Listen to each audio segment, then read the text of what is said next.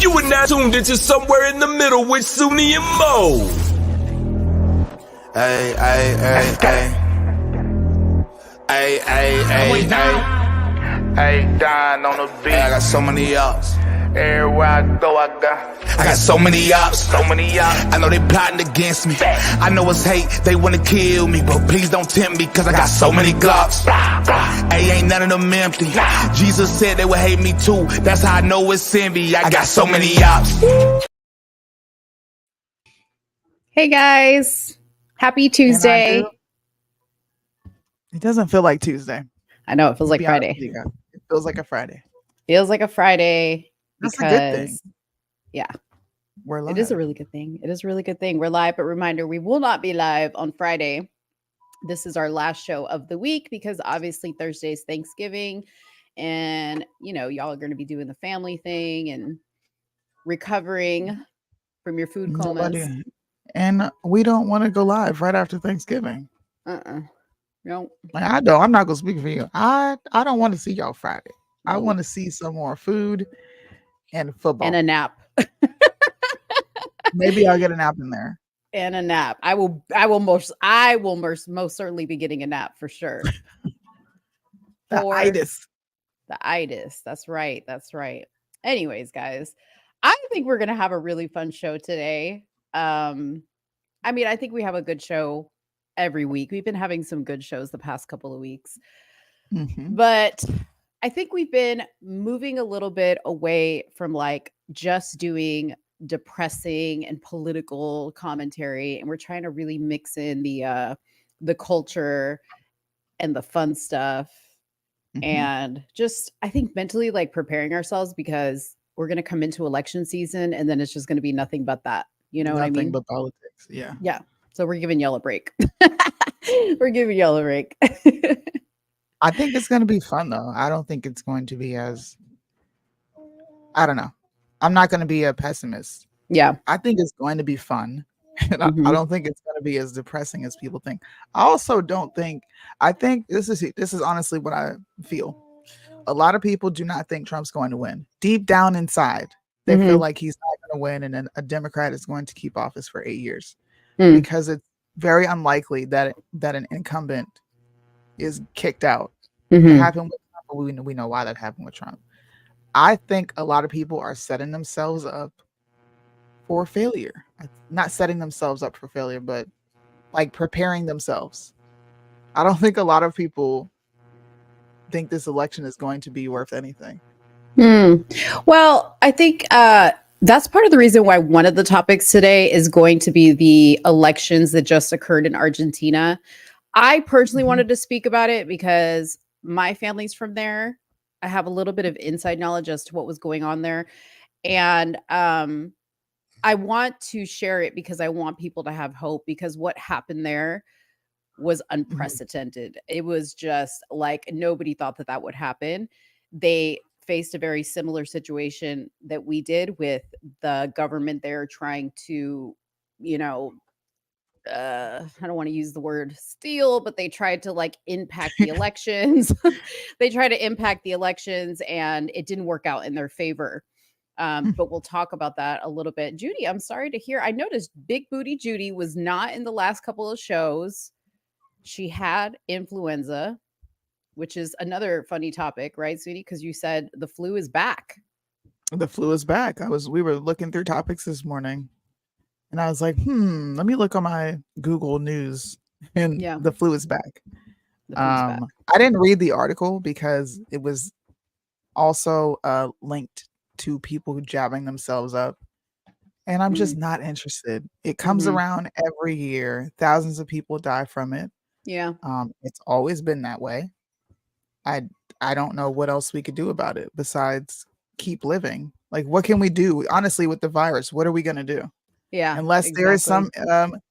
what do you call it? Unless there is some sort of vaccine to save people, like literally save them, what is the Mhm. point? Mhm. Why even talk about it? I agree. It And look morphs at every year, doesn't it? Big Booty Judy. I think she's considered a senior citizen by age, right? And Mhm. she survived. Clearly, she's back watching the show. Judy, I hope you feel better. I don't know if Judy has gotten her yearly flu shot or whatever. I haven't gotten a flu shot in years. Like it's been years and years and years since I've gotten a flu shot. I wouldn't say I've actually gotten the full blown flu in a long time. I've gotten like little days. Okay. I've gotten little days where, I feel like I'm coming down with something, but, get some rest, get some fluids, and I'm good. I'm good. So let me play the Big Booty Judy song because we're welcoming her back and we're so happy. I was thinking after the last show, we didn't get to play the Big Booty Judy song. So Big Booty Judy, welcome back from the influenza. And in your honor, here you go. Big cutie, big booty Judy. What? Big cutie, big booty Judy. Big booty, big cutie, big booty Judy. Stop! I wanna see you move it. Yeah. Big booty Judy. Big booty Judy. Got big booty Judy. That's big booty Judy. Got big booty Judy. That's big booty Judy. Got big booty Judy. That's big booty Judy. All right. And she says she did get the flu shot about a week and a half ago. So maybe that's why she got the flu, because we all know that when you get the flu shot, they're basically giving you the flu to help you kind of move through it faster. Which is whatever, because you could just get it naturally and move through it faster. Yeah. But hey, we're pro. Do whatever you want with your body. If you want to get the flu shot, get the flu shot. Big Booty Judy, we're just glad you're good. Okay. So let me go over the fun topics that we have for today. We're going to be doing an update on the P. Diddy and Cassie lawsuit. Literally after we got off the show last week, I go straight to Instagram and there is the breaking news that they have settled the lawsuit. So we're going to talk about that. Me and Soonie have some thoughts. This is another Soonie is right type of moment. Okay. Cause Soonie was Soonie called this once again. Okay. She called it once again. We're going to do an update on Snoop Dogg. He had us fooled. Okay. Snoop Dogg had us fooled, but we're going to talk about that. We're going to talk about Cardi B blasting Joe Biden. Soonie and I have some words for her. I really have been preparing what I want to say to Cardi B because I plan on responding to her and tagging her because I have a few thoughts. Speaker Mike Johnson, he decided to install an accountability app. He didn't mention, or they didn't mention in the article what the name of the app was, but in order to help keep his son accountable, he said, hey, I'm going to install an accountability app on my phone. I'll install it on your phone so we could be accountable for the time and the things that we do on our phone. So we're going to talk about that a little bit. I have a few thoughts on that. I don't know if I quite agree with that, but we'll see what you guys think. I am telling you right now is making a comeback. If you guys don't know what I'm talking about, if you guys remember the viral plane lady that she became this huge meme, she was being posted everywhere. People were dressing like her for Halloween. I'm telling you right now, that thing back there is not real. Okay, that lady, there's another one. Okay, people have now figured out that if you act crazy on a plane, you too will go viral. Okay, so we're going to talk about that. Like I said before, we're going to talk about the Argentina elections. California, as we stated before, California sets the tone for what the rest of the world does. And California has put into law a mandatory curriculum for K through 12 students to take a class on identifying fake news. Okay. My number one question was, who's teaching this class? Who's teaching it? Who's teaching this class, right? Oh, gosh. So we'll talk about that. And then if we get to it, we'll talk about Stacy Abraham's brother-in-law. He got arrested for sex trafficking. And I think we have some other fun news. Soonie's got something to surprise me with. She wouldn't tell me what it was. So you guys got to stay tuned for that. Yep, not telling you what it is. I actually have two things. Okay. Oh, two things now? Yeah. Okay. All right. So, what shall we start with first? I don't know. Let's start with something funny. Okay, you want to start with what you have? Sure, let's do it. Because I'm just There's two things. assuming what you have is funny because it usually What? is. It usually is funny. Let's start with Drum roll. funny. I came across this, you guys.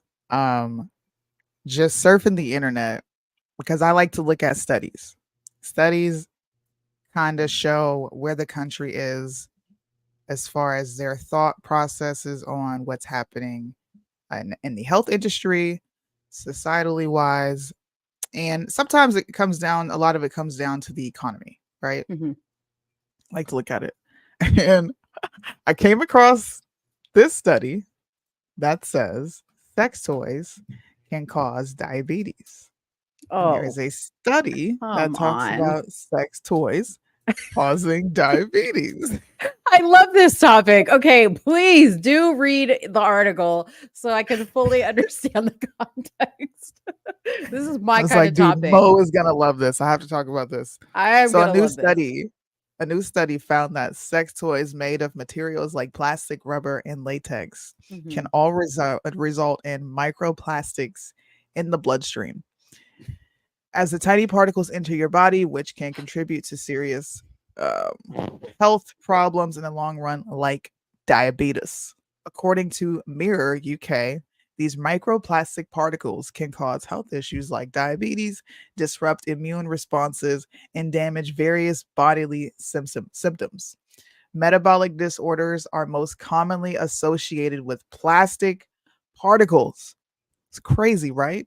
In a new study, scientists from Duke University and Appalachian State University found that sex toys contains, I don't know this word.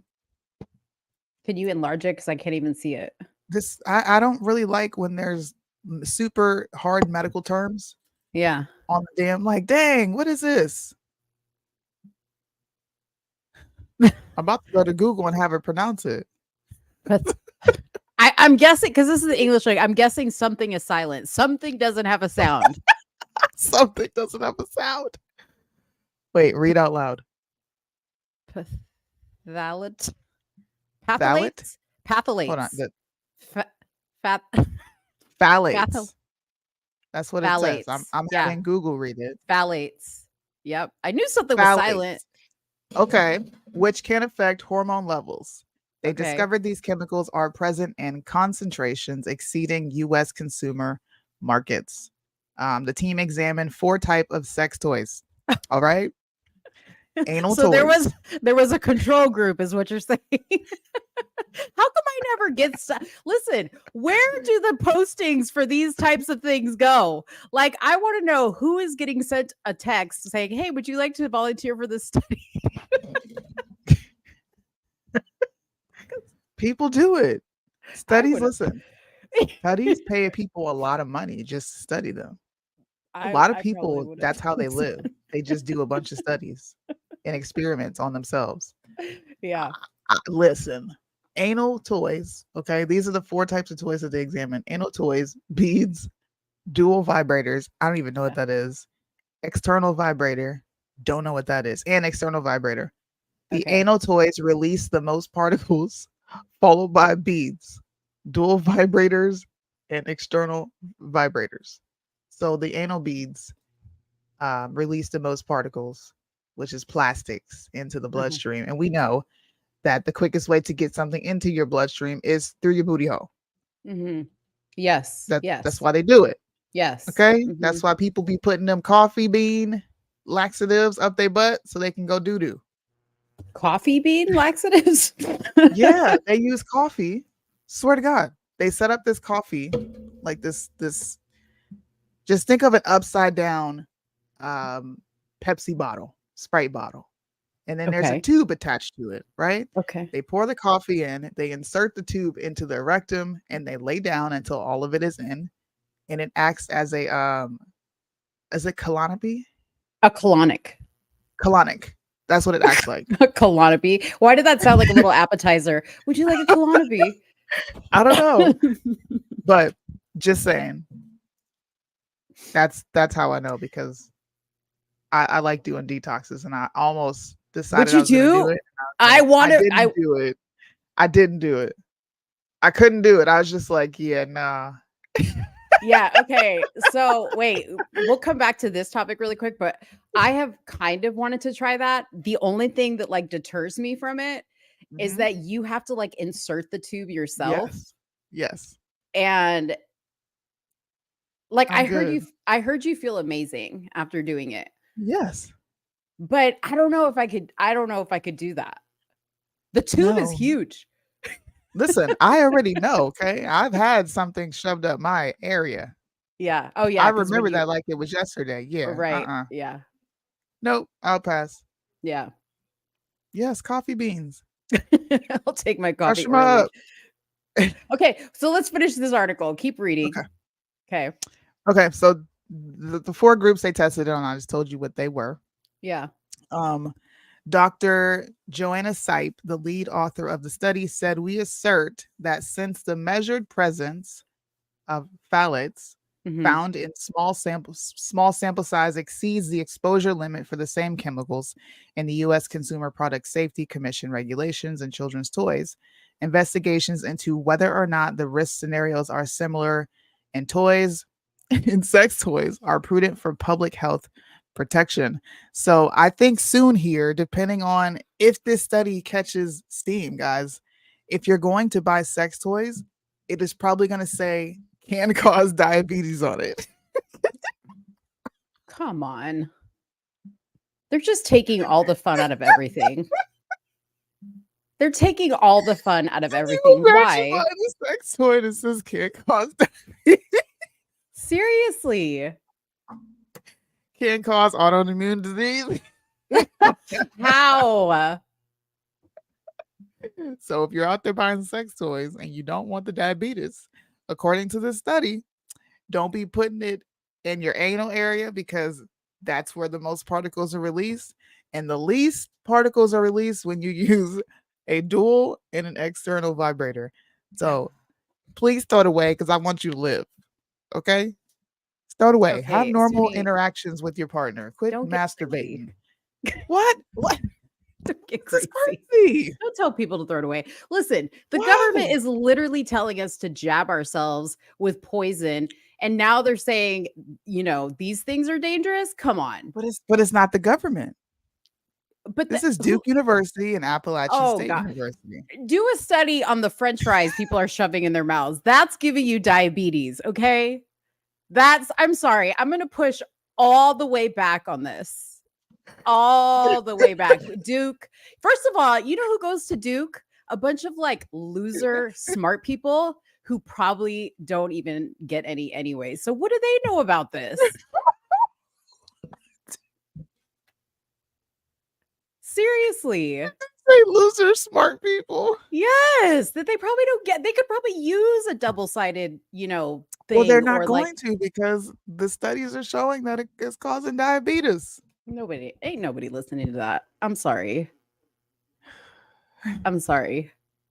They said it exceeds the exposure limit for the same chemicals in regulation, and like they're comparing it to children's toys. It exceeds the exposure limit for the same chemicals in the U.S. Consumer Product Safety Commission regulation and children's toys. What about like women's douches? Okay, that's plastic, and you have to stick that. Who douches anymore? Sorry, ladies, if you're douching, It's not healthy. Don't douche, that's ladies. nasty. Don't be doing that. Okay, yeah, and let's Um, explain. You know why it's not good for you to douche, ladies? Because you're literally squirting the bacteria straight up into your vagina, and then it comes back down, and not all of it's coming up. So basically, just don't do it. Your puss is do going to it. stink even more if you do that. Stop sleeping with multiple men. Okay. Stop using Victoria's Secret body wash inside your vag. Stop using soap inside your vag. Just use warm water and a cloth. This You know what? comment is crazy, bro. So Wait put a a minute. rubber on the top. Yeah, Judy. Judy said put a rubber on it. Judy, The latex involved in these toys are causing diabetes too. So the condom is also a problem now. Well, look, sex toys made of materials like plastic, rubber, and latex can all result in microplastics in the bloodstream. Hmm. Okay. This is why This is a safe bullshit study. sex is married sex. You don't need condoms. You don't need foreign objects that aren't, But penises inserting into your orifices. Like, you just don't need that. but there's married people that use condoms. And they shouldn't. But what if they don't want to get pregnant? Well, track your cycle. That doesn't work. Yeah, it does. No, it doesn't. It does. I did it. Just because you did it doesn't mean it works. I know of hundreds of people that do it. It works. No, That's just because- laziness if you don't want to do it. Let me just throw this on right here. How are you married using protection? That's weird. Okay, wait a minute. When you go get a ultrasound, like a vaginal ultrasound, they put a rubber on it. Mm-hmm. The whole machine that they put inside you, even if they don't put a rubber, is plastic. Mm-hmm. So now what? They're going to stop doing ultrasounds vaginally? Well, they're not putting it in your butt. So. Oh, so this only has to be. So this is only for people who use these things in their butt. You wasn't listening, was you? First of all, why is anybody? Come on. Okay, never mind. You I'm wasn't listening. You wasn't even listening. No, I'm listening. This is Look. just blasphemy. Anal toys release the most particles, followed by beads, dual operators, and then the last thing that's up there is an external vibrator. So what they're saying is, quit with the butt play, because it's not good for you. Not even with the toys. They telling you what happens with the butt play with the penis. You're gonna get HIV or AIDS. And now they telling you right now, you still doing the nasty butt play. Well, now you're gonna get diabetes from it. I like the study. I'm just saying. Can I tell you a funny story? I don't know if I Personal. want to know what you gonna tell me, because this It's- topic is what you about to put out there. It's not about me. It's not well, Okay. it's not about me personally. Okay. Okay. So in college, I had this stoner roommate. Her name was Sarah. I highly doubt she's even knows that I have this channel. But anyway, Sarah, if you're watching by whatever chance, sorry, girl. So she was like a major stoner, and like she would get really stoned and like eat Taco Bell and pass out. And like if her boyfriend Brad was there, they would like have sex and then they would pass out, right? So I used to get really annoyed with her because sometimes she would get really stoned and she would just like leave a mess in our apartment. Mhm. But one day I came home and Sarah was passed out with Taco Bell in front of our fireplace with anal beads.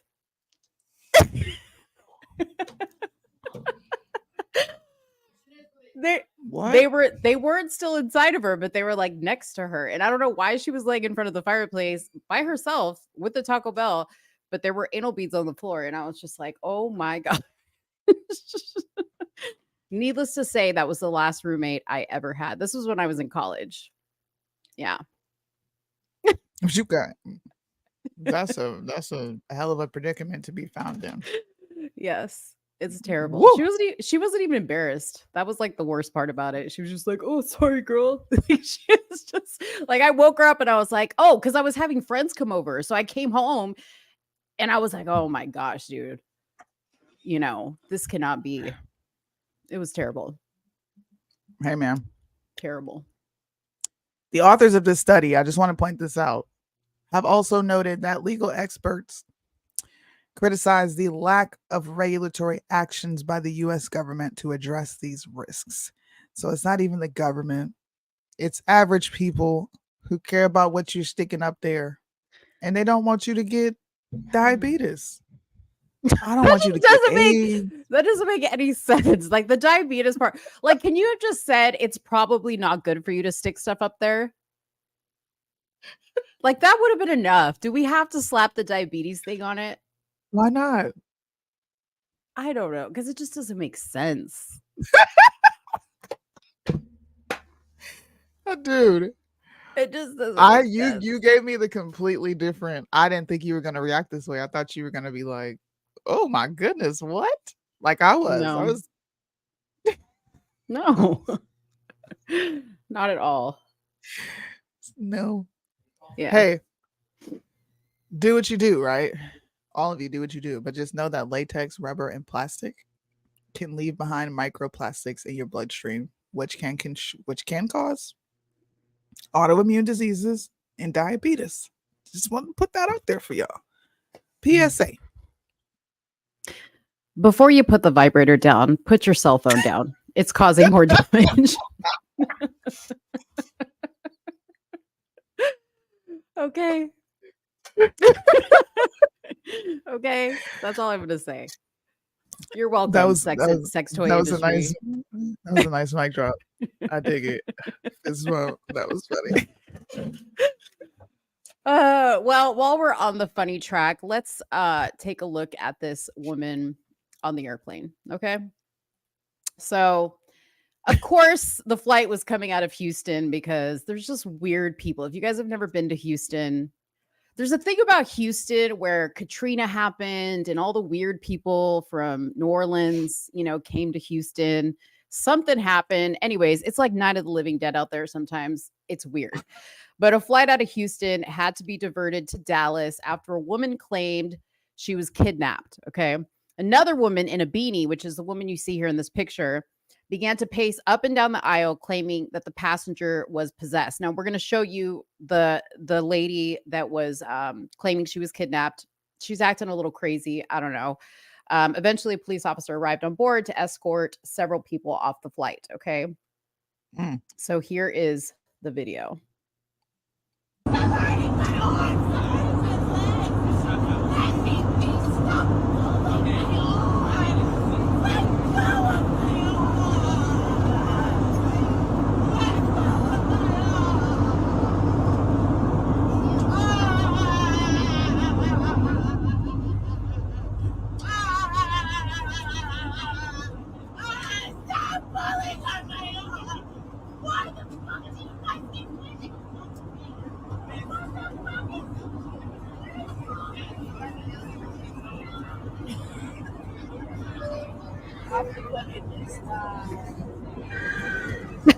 The people's faces. All right. That's not her. She's possessed and she needs help. And I'm sorry to say it like that, but I'm telling you right now, Jesus Christ is the way, the truth, and the life. And there's nobody that's going to come to the God, the Father, without Jesus Christ. And I'm telling you right now, this.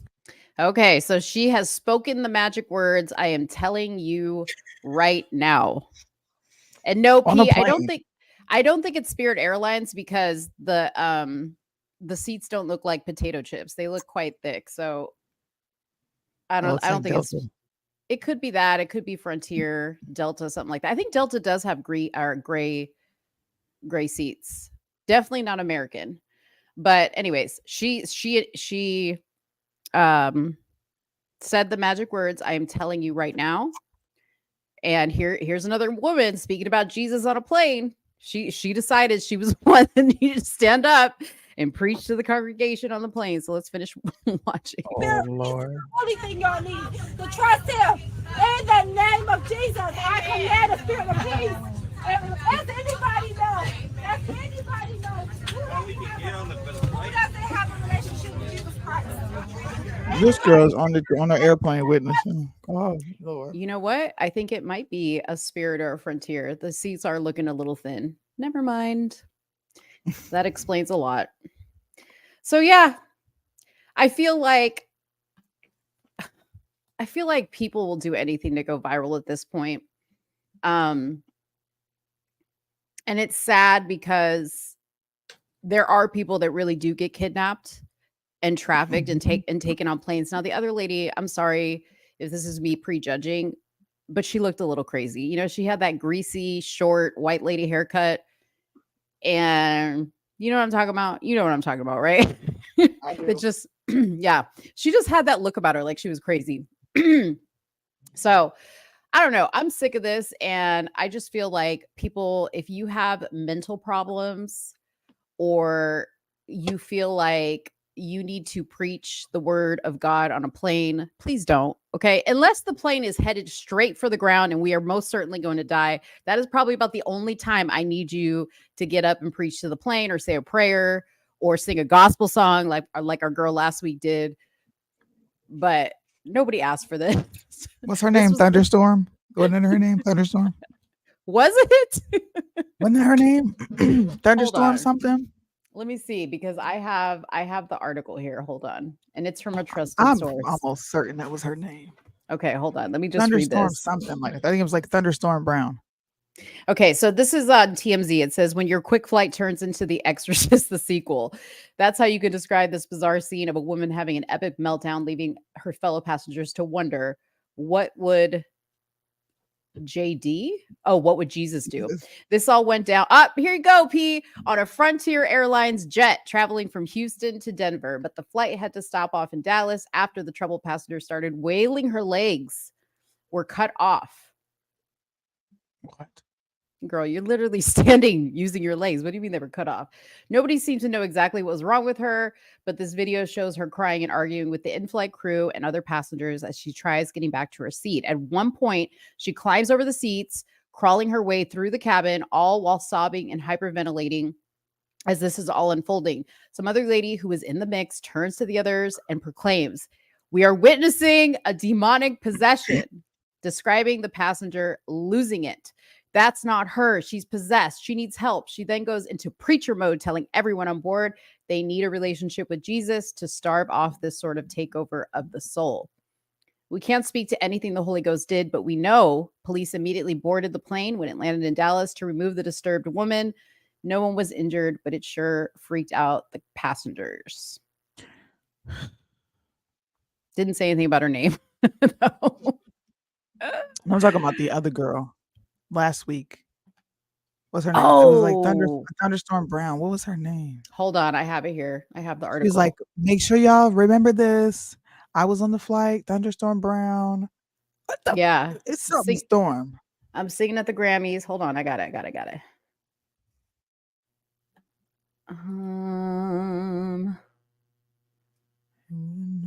Where'd it go? I know I didn't already delete it. She deleted it. Oh, here it is. Oh, Hold on. Bobby What's her Storm. Bobby Storm. I said Thunderstorm. Thunderstorm Brown. Bobby Storm, girl. Yeah. I got the Bobby. Okay, I mixed it up with the Bobby and the Brown. Okay. Yeah. That's what you're doing. This makes Christians look absolutely nutty. Mhm. Because not everything is a demonic possession. This lady probably ingested some type of drug before she got on the plane and had a bad trip. Yeah. I'm not saying that you should not pray. Of course, you should always pray without ceasing. But to get up and make a whole spectacle, and I'm gonna prejudge a little bit, overzealous people, and there's nothing wrong with being radical for Christ. So don't get me wrong here. It's not what I'm saying. But overly religious people that put on usually have the most shit going on behind the scenes. Yeah. I'm never going to get up and start declaring that this is a possession. And I even have the only thing I have the ability to do is get down on my knees and pray over my family. And hopefully God will protect the rest. But you stood up on the, it just looks like you're seeking attention. You're walking up and down an aisle asking people, have they accepted the Lord Jesus Christ as their savior? And like I'm saying, there's nothing wrong with doing any of these things. There's nothing wrong with it. But that was a lot. That was a little extra. I wouldn't take nobody serious that sat up on the plane and did that. You could have, if you really cared about that lady, you would have stuck with her and actually stayed with her and prayed with her and made sure she was okay. But you took this opportunity to like put on a show for the entire flight and walk up and down the aisle like you some pastor. How do we even know that the Holy Ghost speaks to you? Like stuff like this. I grew up with goofy stuff like this. And the people who claim to have the Holy Spirit don't have a Holy Spirit. They're like full-blown ratchets behind the scenes. That's what I got from that. Your hat is inside out. Yeah, You ain't even have your hat on the right way, and you did the most. I thought the Stop same thing. making Christians look that way. Yeah, You I made thought us the look same bad. thing. That was too much. That lady was high off of what else? I mean, whatever. Or she probably was already 5150. Mm-hmm. Yeah. And the fact that she used that, I'm telling you right now, at least come up with your own words. You know what I mean? Why you gotta do the most, bro? Like, why? And you had to be black acting like that. Why? Here we go. Damn. I get so tired of seeing niggas do stuff, man. I'm serious. Well, but hold on, because the first person to do it, she was a full-blown white woman, and yeah, she did I the get most. that. She did the most. She crazy. She got an excuse. I'm gonna give her an excuse. If I saw a black person act crazy, I would give them an excuse. Yeah. But between her and Stormy, whatever her name is, Stormy Thunderstorm Brown, bro, y'all doing the most on the planes. Yeah. Sit down somewhere. I'm only saying that because they want to be seen. Like, sit down somewhere. Yeah.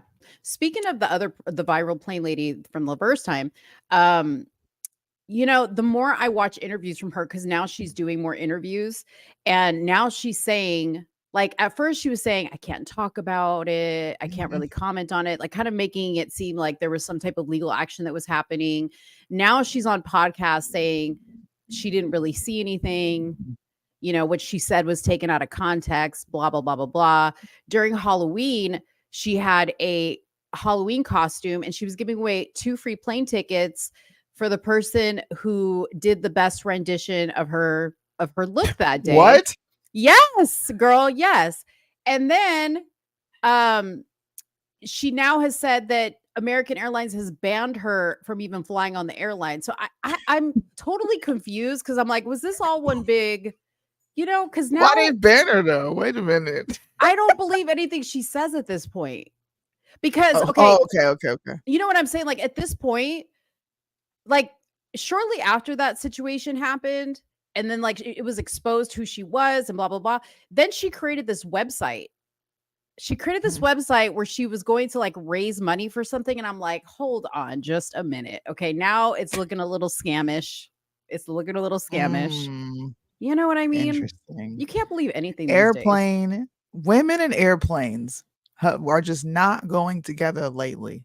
Yeah. They're just not. And because I wouldn't be me if I didn't give her this badge.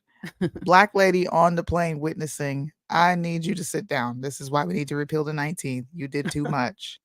You could have had a conversation, tried to have a proper conversation with that lady, or you could have honestly minded your business, because the authorities had it under control.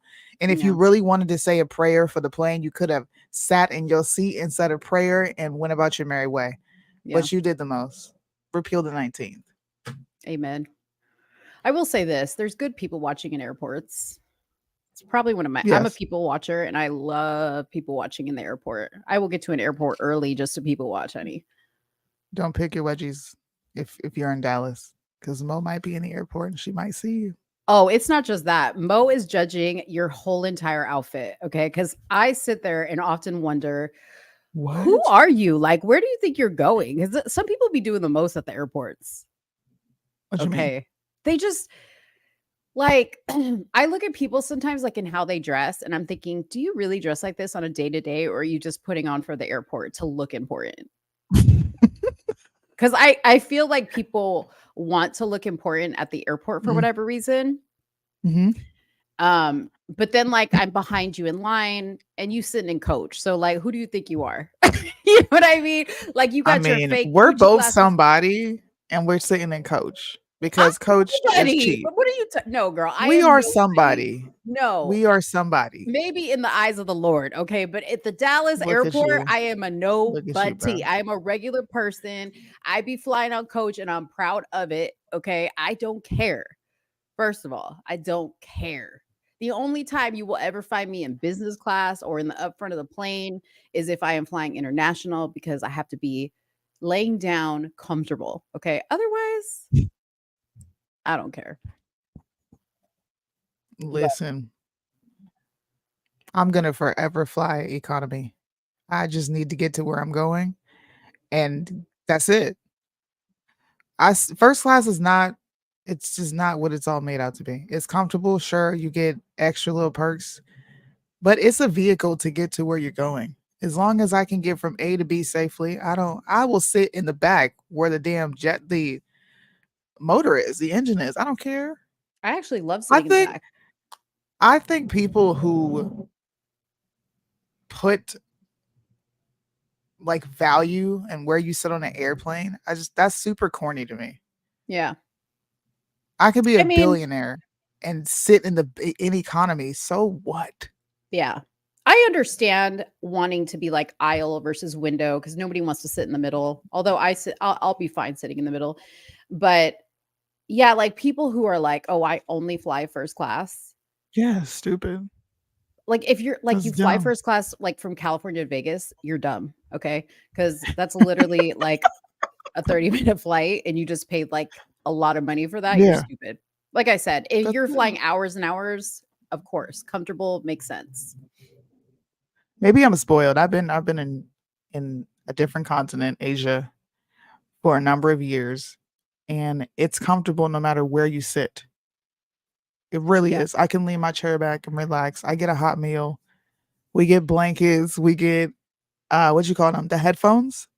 Mhm. So it doesn't feel different to me. The only Mhm. difference is they just have a little bit more space. But I'm not big anyway. I'm small.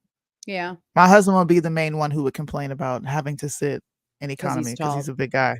Yeah. Mhm. Yeah. That's how I am. Like I think about that. if I'm sitting next to like a tall guy or a bigger guy and I have like an Yeah. aisle or a window seat, I will offer because you know what? For a big guy to not have it, like a guy who's tall to not have an aisle seat so his legs can stretch out is terrible Yeah. if he's got to sit in the middle. So I have been that person. I'm like, do you want to sit at the aisle? Like I can sit Yeah. in the middle, it's fine. Because they just look so uncomfortable and it like breaks my heart. So Airplanes. I like flying. Put in the audience if you guys like flying, if you guys like traveling by airplane or car. I'm not a big road trip person. I want to get on a plane, get to where I'm going, and get settled. If I'm going on a road trip, we need a Sprinter. oh yeah, That's the I've been only wanting to do place. a See, road that's trip the only forever. place I'll get bougie. I need space. We can't be cramped in this car traveling 10 Yeah. hours. Mm-mm. See, I need snack. Okay, first of all, I don't want to be the driver. That's my Mm. thing. Like I will do a road trip as long as I don't have to do the majority of the driving. Like I'll do like a Hmm. shift or whatever. Mhm.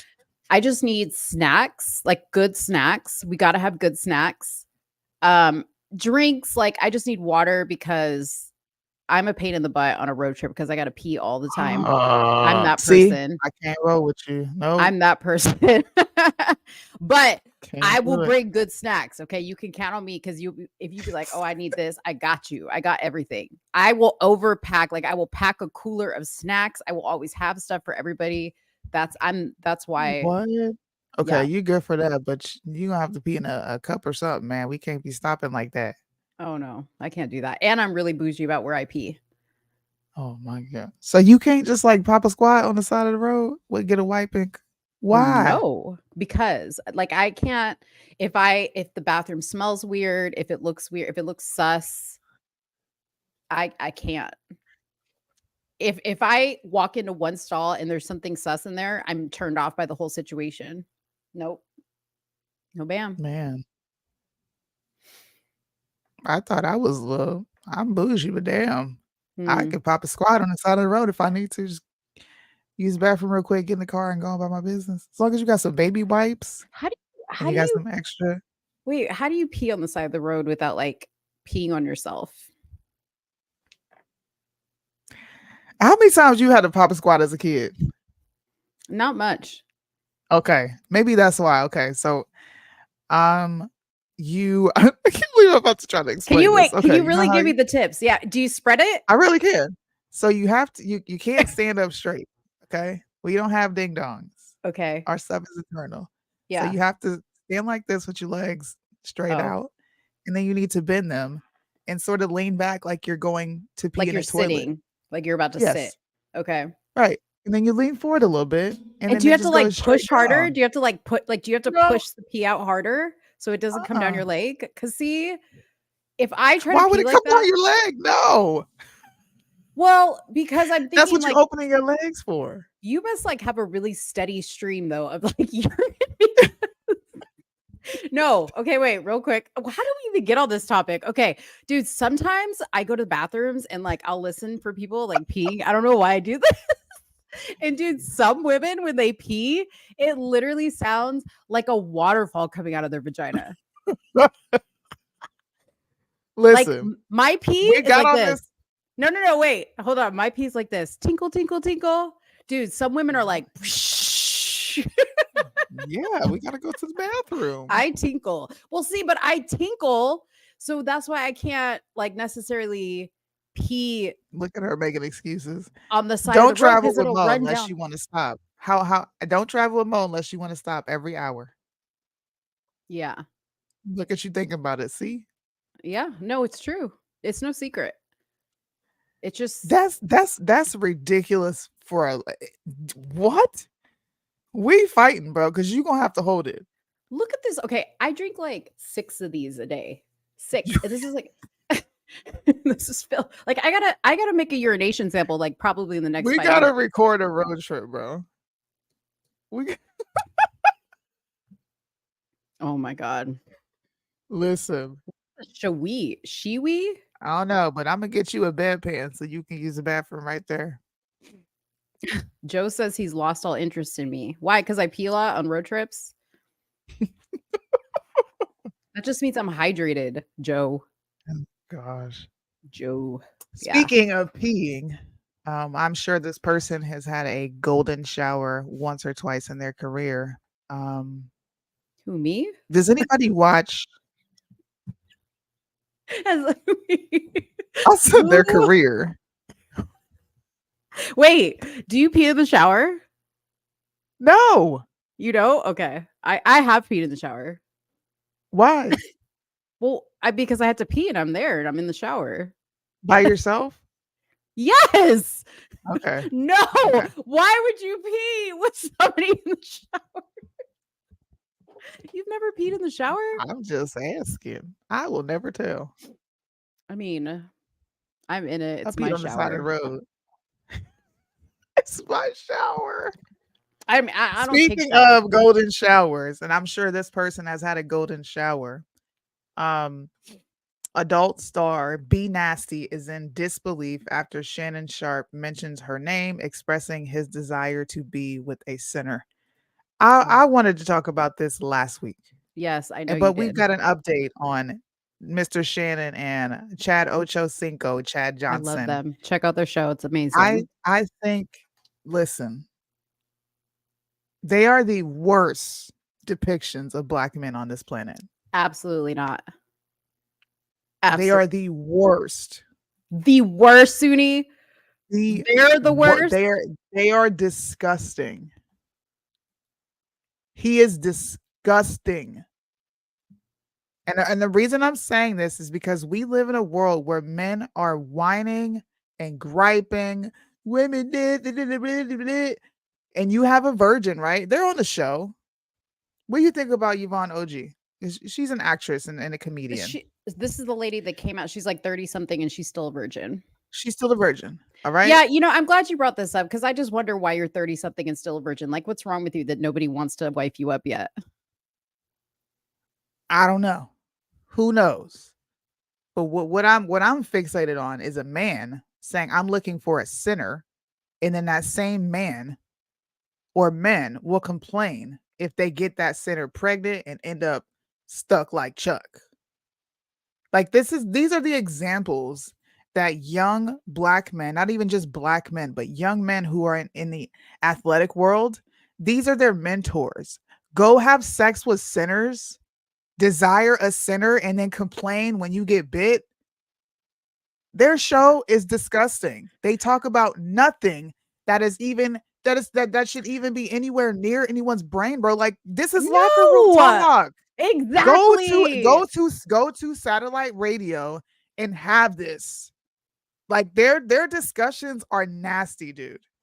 I would be embarrassed if this was my father sitting on the internet doing disgusting shit like this. I don't. Mm-mm.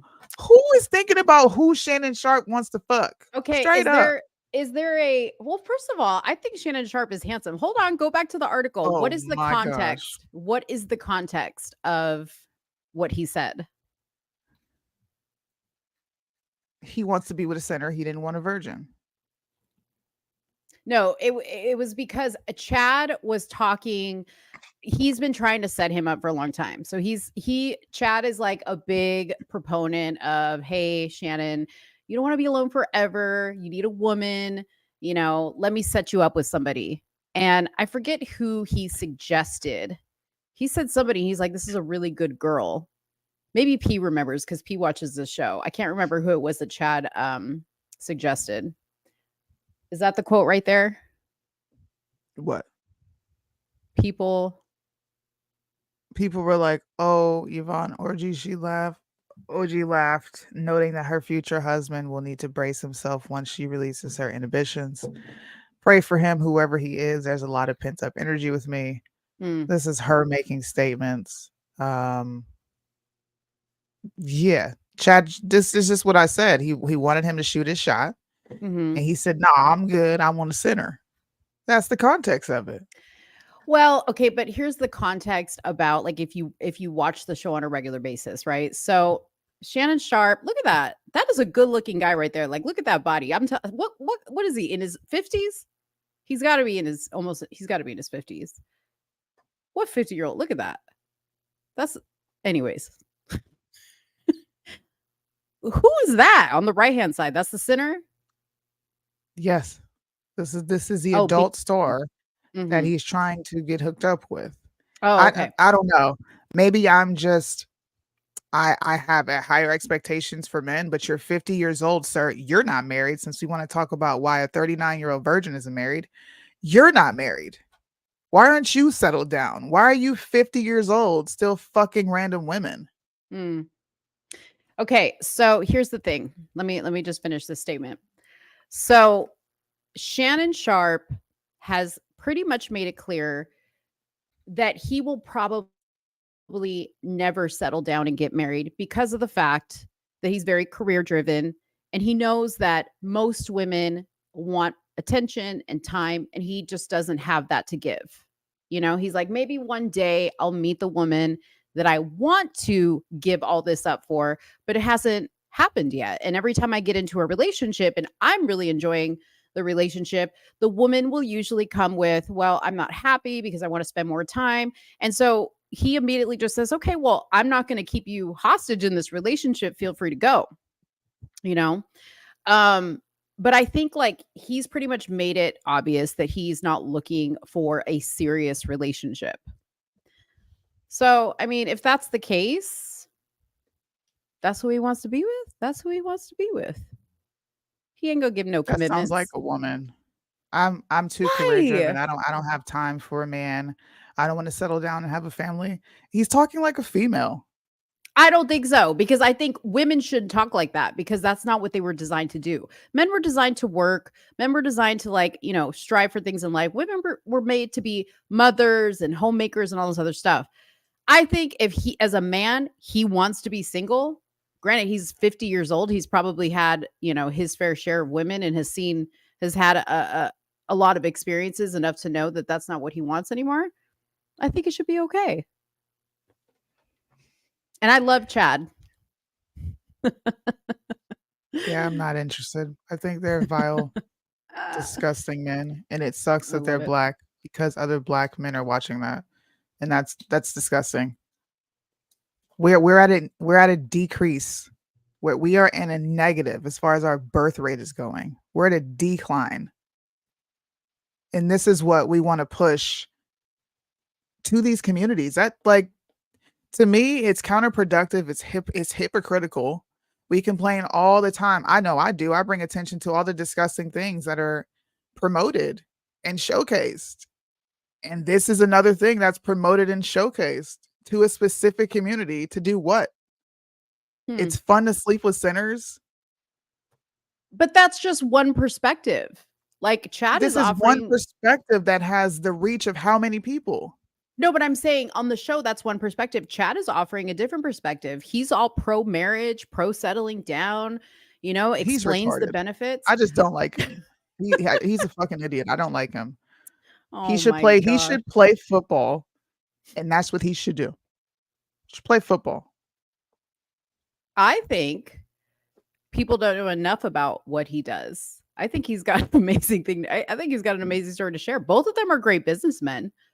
They talk about that all the time. I don't know. I love the show. I'm a fan of the show. I think they need a female like myself on the show. Just joking. I Chad. think these two are vile. I would never go to their show. I don't even think they should have a platform. I'm just like done across the board. I'm done with the J words doing it. I'm done with Black people perpetuating the stereotype. I'm just done with all of it. This is not helping. It's getting to the point now where we should all be just like stand on business about representation. Like, Mhm. quick story. I was in the store, the Mhm. BX. And if you're on a military installation, a lot of things as far as representation is pushed. On Facebook, there's been 4 groups that have invited me to Blacks of Okinawa. Not joking, bro. Like, not even kidding. Apparently, we all got a group up here on an island that's very diverse, right? Mhm. So representation is pushed. It's small things like this. You don't really pay attention to the music when you're shopping in the store. You're Mhm. there, but your subconscious is taking it in, and you start to like these songs. So there's a SZA song. I can't remember the name of it. I'll pull it up while I'm talking. But there's a SZA song where she is just talking about taking a charge for her man. As long as he's out there jugging, which means, hustling, selling drugs for Mhm. her, she'll do anything. She'll hide a body. She'll do all these things. And I was sitting there listening, just listening to this song. And I'm like, this is what you put on for Black representation. And the next song comes on, and it's Megan Thee Stallion, and she's talking about how she shakes her ass and, gyrating and doing all these things. And then the next song comes on, and it's Chris Brown under the influence, and he's talking about having sex. This is our representation. I don't think people realize this. Whether you're on the right or the left, Mhm. this is our representation. Shows like Shannon Sharp, look, he's a guy. I love watching him talk about sports. He is super entertaining. When him and Skip Bayless had that show, I would watch for Shannon Sharp just because I don't like Skip Bayless. I wanted to hear them go back and forth. But when you sit up on TV and you talk about racist shit and you talk about the environment of this country and you spread propaganda to the people and then you exacerbate it and do this ratchet shit on TV for the world to see, I don't got no respect for that. I don't got no tolerance for it, no respect, no nothing. Mhm. Get off the internet. You shouldn't have a fucking platform. And Black people shouldn't support that shit. Okay, but here's my thing. I think, and see, this is kind of like in general, not just like for this show, but I feel like sometimes we just want to take the fun out of everything. And that show to me is super entertaining. Am I listening to it 24/7 to become a better person or to like gain an insight into the Black man or the man in general? Absolutely not. I'm using people I actually know for that. To me, it's just entertainment, much like the hip hop music that I listen to. That, of course, the lyrics are vile, are terrible, but the beat gets me every time, and I listen to it. Right? That doesn't mean that I'm doing what it's telling me to do. Now, if you're one of these people that listens to a song or watches a show and goes, "Oh, this is my only representation of a Black person. This is what I'm going to emulate." You're just an idiot. That has nothing to do with the show. You're just an idiot. Much like Cardi B, which we're going to talk about in a little bit. Okay. Cardi B to me is entertainment. Do I listen to what Cardi B says? Absolutely not. Do I take advice from her? Absolutely not. She's an entertainer, and that's what she does. And I think P said it in here that, what they talk about in there is like a locker room type talk. And it really is. Some of it's serious, some of it's funny and lighthearted. But I mean, I just think it's entertaining. I find it entertaining. I don't take it like a, you know, a rule book for life by any means. I don't know. To each their own. But again, I would be a hypocrite if I said this show is trash. I can't listen to it and I listen to hip hop music. I would be a complete hypocrite. You know what I mean? So I can't. Got it. Got it? Lost with I feel like. Oh, when I said I feel like? Yeah, red pill, everything I say and do is how I feel. Soonie knows. What do you call it? Say it again. What do you call it? I What? speak. How do I speak in You and just it's not you anecdotal. Is it speak in anecdotal? anecdotals. Yeah, you do. Yeah, You speak in anecdotals. anecdotals, Yes. and Everything is you how I feel. everything. Yes. I'm a woman. That's how I feel. I feel a lot. Okay. Sometimes my feelings are crazy. Sometimes they may not make sense to you, but that's why I preface it with the word I feel like, because it's how I feel. I love the nightcap show with Shannon Sharp and Ocho.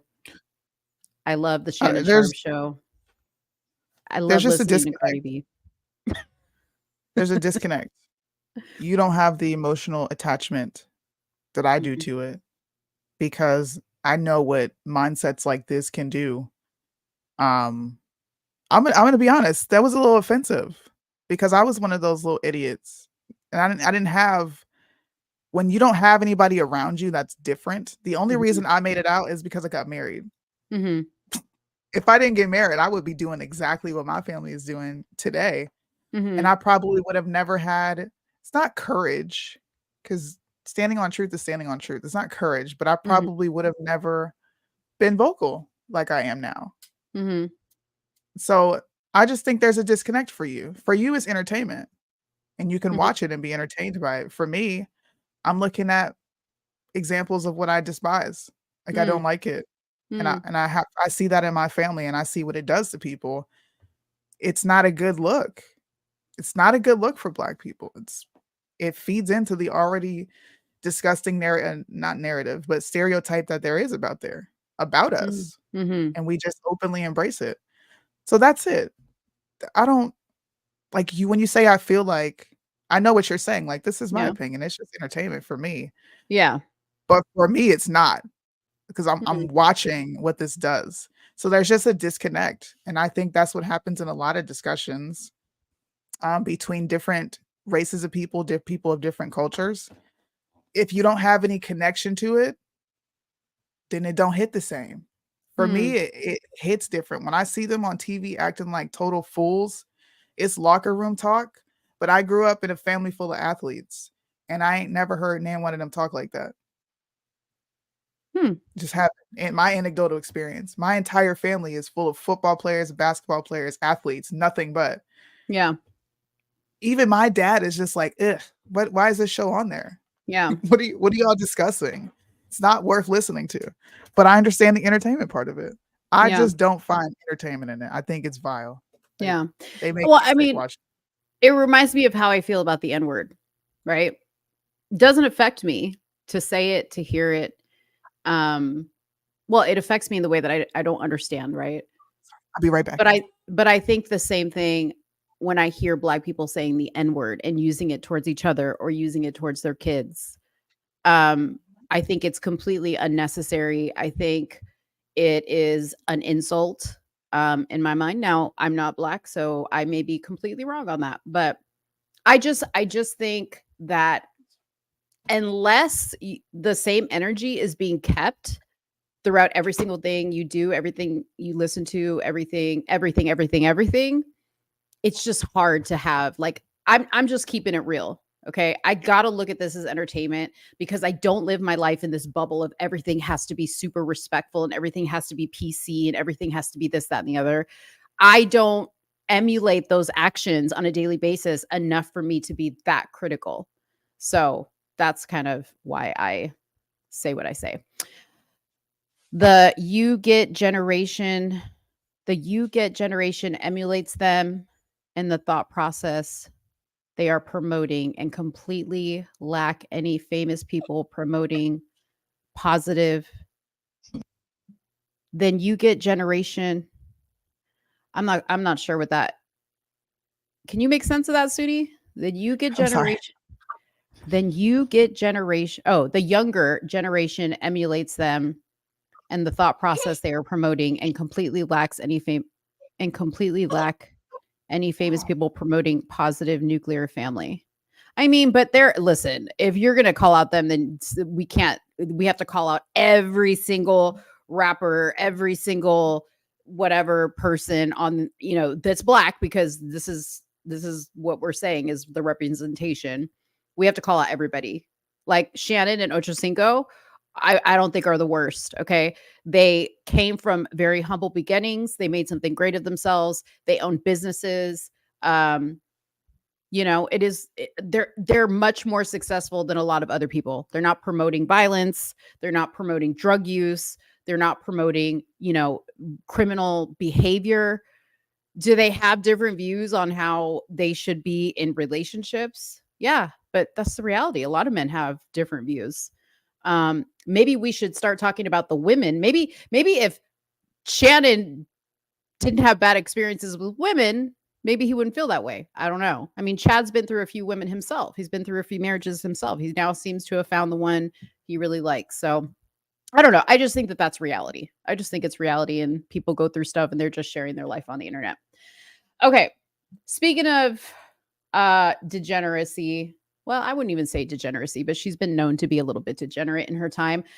Cardi B has come out with a video, which I'm going to play, slamming Biden's war funding and saying she will never endorse another president again. Okay. I'm going to read a little bit of this article, and then I'm going to go on to a video that she made and posted it to her Instagram Live. So Cardi B slammed Joe Biden and vowed to never endorse another president again during a weekend online rant about sweeping budget cuts for her native New York City. I guess she admitted to the fact that she has been paid to endorse the president. This wasn't like her own thought process. She was paid to do so. We're going to be drowning in effing rats, the WAP rapper fumed in an Instagram Live video as she commented on New York City Mayor Eric Adams.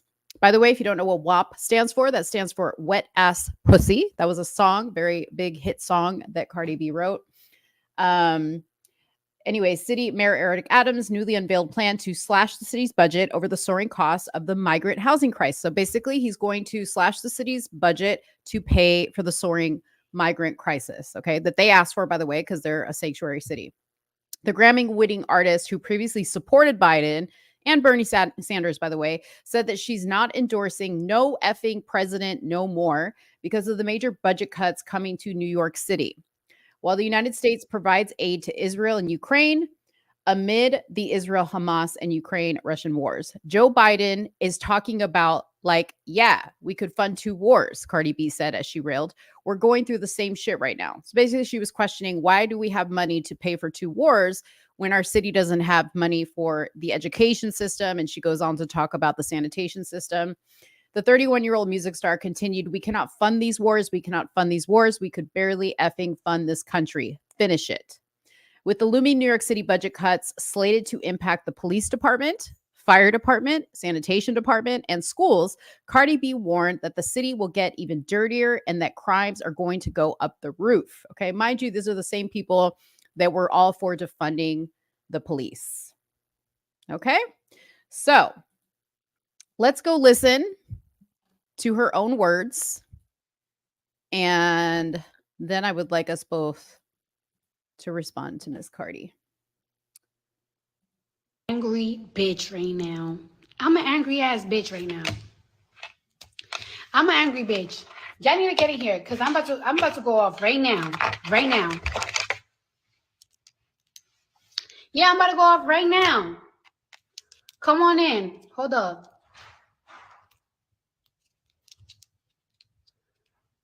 Oh, y'all outside because usually I be having like 30,000 people by now, but I have 24,000. I need y'all to spread this fucking video. I need y'all to spread this video. And if something happens to me, it's because I'm speaking truth. So God forbid something happens to me or my family or some shit, is because the niggas is after me because I'm speaking the truth. And here's the truth, right? In New York, there is a 120 million budget cut.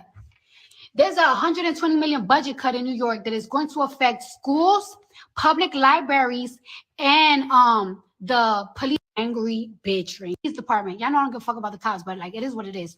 There's gonna be an $120 million budget cut with schools, with the libraries, and the cops and the police department, and a $5 million budget cut in sanitation. Of a budget cut in sanitation, bitch, we're gonna be drowning with rats. We're going to be drowning in fucking rats. So we are going to be having a budget cut on these shits, mind you. And this is why I said I'm not. This is why I'm telling y'all I'm not this year. Don't fucking ask me. I don't give a fuck the resume that they send. I don't give a fuck. I'm not endorsing no fucking presidents no more. Cause how is there a $100 million budget cut in New York City for fucking schools, library, police safety, and sanitation? Yeah, Joe Biden's talking about like, yeah, we could fund 2 wars. We could fund 2 wars. My police department, y'all know I don't give a fuck. Fuckers talking about we don't got it, but we got it. Like we're the greatest nation. No, the fuck we're not. We're going through some shit right now. Like say it. We really going through. We really are fucked right now.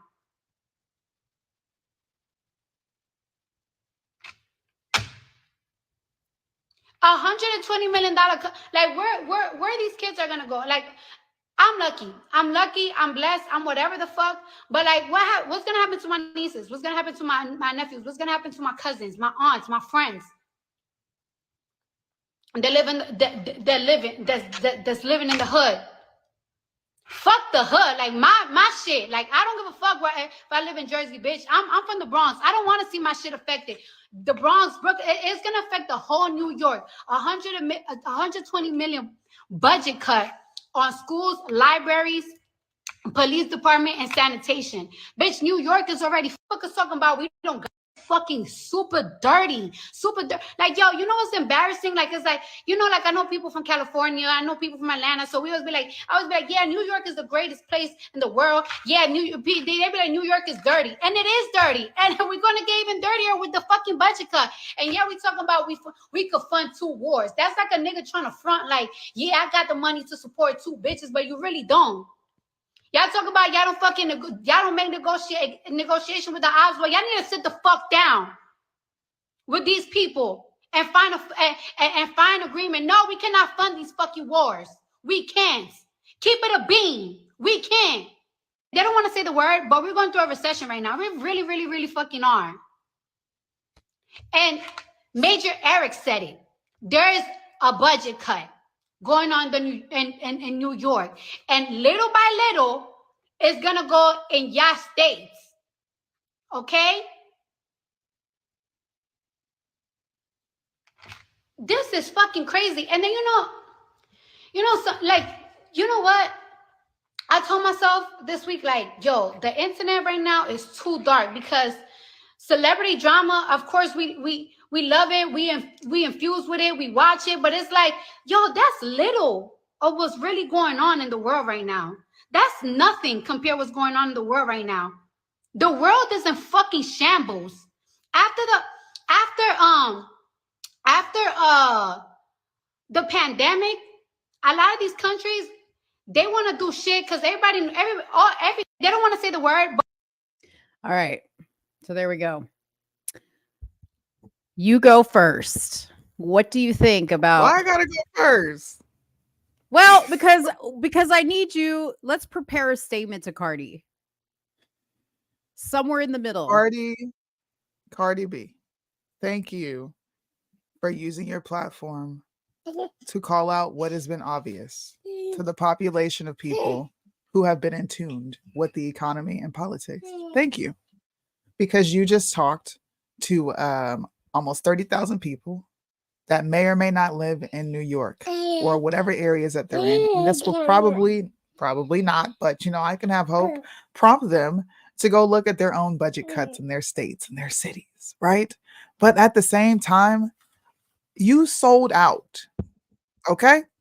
You decided to get behind a candidate that you knew nothing about, which should be hindsight is 2020 for you. It's a lesson. You also decided to speak ill of the president who had the country functioning at a decent what do you want to say? How do I want to say it? It was actually functioning great under Trump's economy. Okay? You got on the stage, you twerked for Biden. You made it seem like it was cool to go vote for Biden. And I'm going to call cap on your statement of if something happens to me. Number one, nothing will never happen to you as long as you're pushing this death message. As long as you're rapping about disgusting things, I promise you're safe. You know what they're going to do, though? They're going to find some way to discredit everything you said in the statement. Or maybe they won't even have to, because you have people like Ben Shapiro and people sometimes like Candace Owens who are going to discredit anything you have to say going forward, which in return is going to make no one listen to you. So this is a come to Jesus moment, right? This is a very full circle moment with all these celebrities, all these people that went out and they were super deceptive telling you to go vote for Joe Biden. This is what you get. I don't feel bad. Thank you. Thank you for saying it so more people can realize what the hell Americans have done to this country. It's not politicians. It is your fault. The American voters vote for the same corrupt people, and you get behind whatever a celebrity says, and then you look dumb afterwards. So she's got what's called Biden remorse. Congratulations and welcome to the club. Awesome. Cardi, girl. Now this is me talking to you. Okay. So listen, I said this before in our previous segment. I actually find you quite entertaining. Okay. So the reason why I'm going to speak to you with love right now is because I actually appreciate that you have come out and said all this. Okay. I also think that you are not a dumb girl. I used to watch you back in Love and Hip Hop when your teeth were messed up and your speech was not so great. And you've really come up since then. So I'm going to applaud you for that and give you some credit. Now, that being said, okay, what I need you to do is use your platform for good. Fix what you did. Okay. I love that you're coming out and saying that the city of New York has cut the budget, right, to pay for things that aren't really helping you, and they're taking away from things that are making it harder for people in New York. Okay. Why don't you say that is the fault of the person that you told everybody to vote for? You told everybody to vote for them because you said you can't stand Donald Trump and you just want him out of there. You told Joe Biden you wanted free healthcare, you wanted better Medicare, you wanted free education. Well, honey, nothing comes for free. The money comes from somewhere. Okay. You said you didn't give a fuck about the police while at the same time talking about them cutting the budget for the police. Where do you think they're going to get this money for all this free shit? Okay. So what I need you to do is I need you to come out and say you fucked up. Okay. I need you to say you messed up. I need you to say that you take it all back. And rather than saying you're never going to endorse another president, what I would like you to do, and even as a Trump supporter, I'm not going to tell you who to vote for, but what I would like you to do is use your brain and go research the candidates. And I'll be honest with you, it's going to come down to DeSantis or Trump. I'm just going to say it. Plain and simple. Okay. But I want you to go and research these candidates. And after you're done researching them and looking at their voting record to make sure that what comes out of their mouth actually matches what they do, then I want you to go back to the people that follow every word you say and hang on your every opinion and tell them what you found out. Educate them. You can fix this, Cardi. I believe in you. Love you, girl. That's all I got. All right. Nice. Yeah. I didn't look at the camera. Damn, I didn't understand the assignment. It had to be like a political message. Okay. I can't hear you. Hold on. She ripped the headphones out. See, women can really do it all, y'all. I'm doing a whole show with a baby. She don't care what's going on. Yeah. I liked yours. I've been practicing, I think, in my head since I saw the statement. And it's been on my heart to really speak to Cardi because, you know, I don't know what it is. And I know that you don't like the ratchetness, okay, but I don't know what it is. But I feel like there's just a little glimmer of hope in Cardi And a lot of people do listen to her. So I don't want her to back away from talking about politics because I think she has an opportunity to reach the youth. And granted, her live went from almost 30,000 to like 6,000 less by the time she was done. But I don't know. I mean, I think she could use her platform for good. I don't disagree with you. I think Cardi could use her platform. And the people who are going to accept ratchetness, they're always going to accept it. But they should also be informed on what the heck's going on. It doesn't mean that I have to agree with her methods. I think she's the biggest hypocrite ever. She doesn't mind putting out this music for other young girls to take in and listen to, but she shields her own daughter from it. Yeah. You don't even want your daughter out here listening to the stuff that you do. You feel a sense of shame behind it. Just wait till your son sees what you're doing. Just wait. Yeah. His respect for women is going to be in the shitter because you and your husband have publicly talked about infidelities. Like I said, thank you for bringing it up. I'm glad that you talked to those 30,000 people because then maybe they can go turn on their brains and look into all the stuff that you're talking about. Yeah. But like you said, you need to come out and admit that you were wrong and you were duped and that you didn't understand anything that you were on there talking to Joe Biden about. Joe Biden. I think it was on the Breakfast Club, wasn't it? Yeah, he did. Was it She the did Breakfast Joe. Club? Well, no, she gave an interview on the Breakfast Club. She did a one-on-one interview with Joe Biden, and then she did a one-on-one interview with Bernie Sanders. Okay. You were given talking points, Cardi. We all know this. Yes. You were free healthcare, free this, free that. And you probably did not know half the stuff you know now because you have come in contact with a lot of money and you get to see how many taxes you really are paying. That's why she's speaking out because your tax dollars are going to nonsense and you don't like it. So you should come out and admit that you weren't educated. Just like Mo said, come out, admit that you weren't educated, and then do your due going forward. But at least tell people the truth. Yeah. Well, you know, on a previous live, she also talked about how she supports financially a lot of people in her family. And, you know, with the price of things going up at the store and bills and things like that, she's had to like fork over more money for people that she helps out in her family because of the cost of goods. So, yeah. So like, first of all, that's a problem in itself, right? Like, you know what I mean? It's time to cut the cord. You know, I get that you made it big, but see, this is the problem sometimes is when you get a little money, and they talked about this surprisingly enough on the nightcap with Shannon Sharp and Chad Ochocinco. They were talking about this. They said, you know, when you get famous and you get rich, people come out of the woodwork asking for money and like thinking every little bill that you're gonna, you know, that's gonna come up that you're gonna pay for it, or you go to dinner with people and they expect that you're gonna pay for it. You know. I don't know what to tell. I mean, I don't know what to tell you, Cardi. I just would like to see her retract the statements that she had made before and said, you know what, I was wrong for doing that. And this should be a lesson to the youth. Don't say what they want for a paycheck. Exactly. Look, this kind of segues into a poll that I found talking about Joe Biden's approval rating, which hit an all-time new low. He is at 57%. And I'm bringing this up because what Cardi did is going to have a ripple effect. This conflict that we're dealing with is going to have a ripple effect. Everything that he's done before this whole conflict, I think that's going to come back to the forefront. People are going to start looking into all the executive orders that he signed and reversed everything Trump did. So all the stuff that we spent so much time talking about in the beginning of his presidency and calling out, all that stuff is going to come right back up.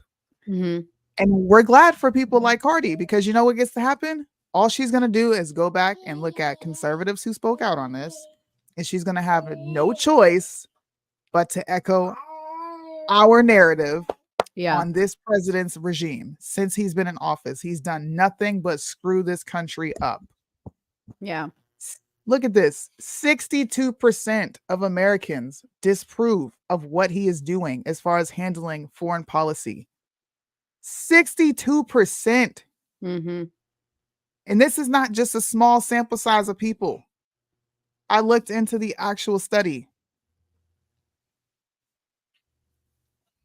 Keep talking, Cardi. A lot of other people need to talk too, bro. And what did it show when it showed the independent? That was huge. 63% of independents. Hold on, I'll go back to it. Oh, you're talking about when it had right there. Is that it? The independent, the one he has circled. 63% disapprove. Wow. 91% of Republicans disapprove. 21% of Democrats disapprove. I think that's pretty alarming. Mm-hmm. Well, and that 63%, right, is very important because those are the people that could either vote Trump, Vivek if he makes it, or DeSantis. Yeah. And that's really the wild card, right? Are these independents? Those are the people we really need to be paying attention to.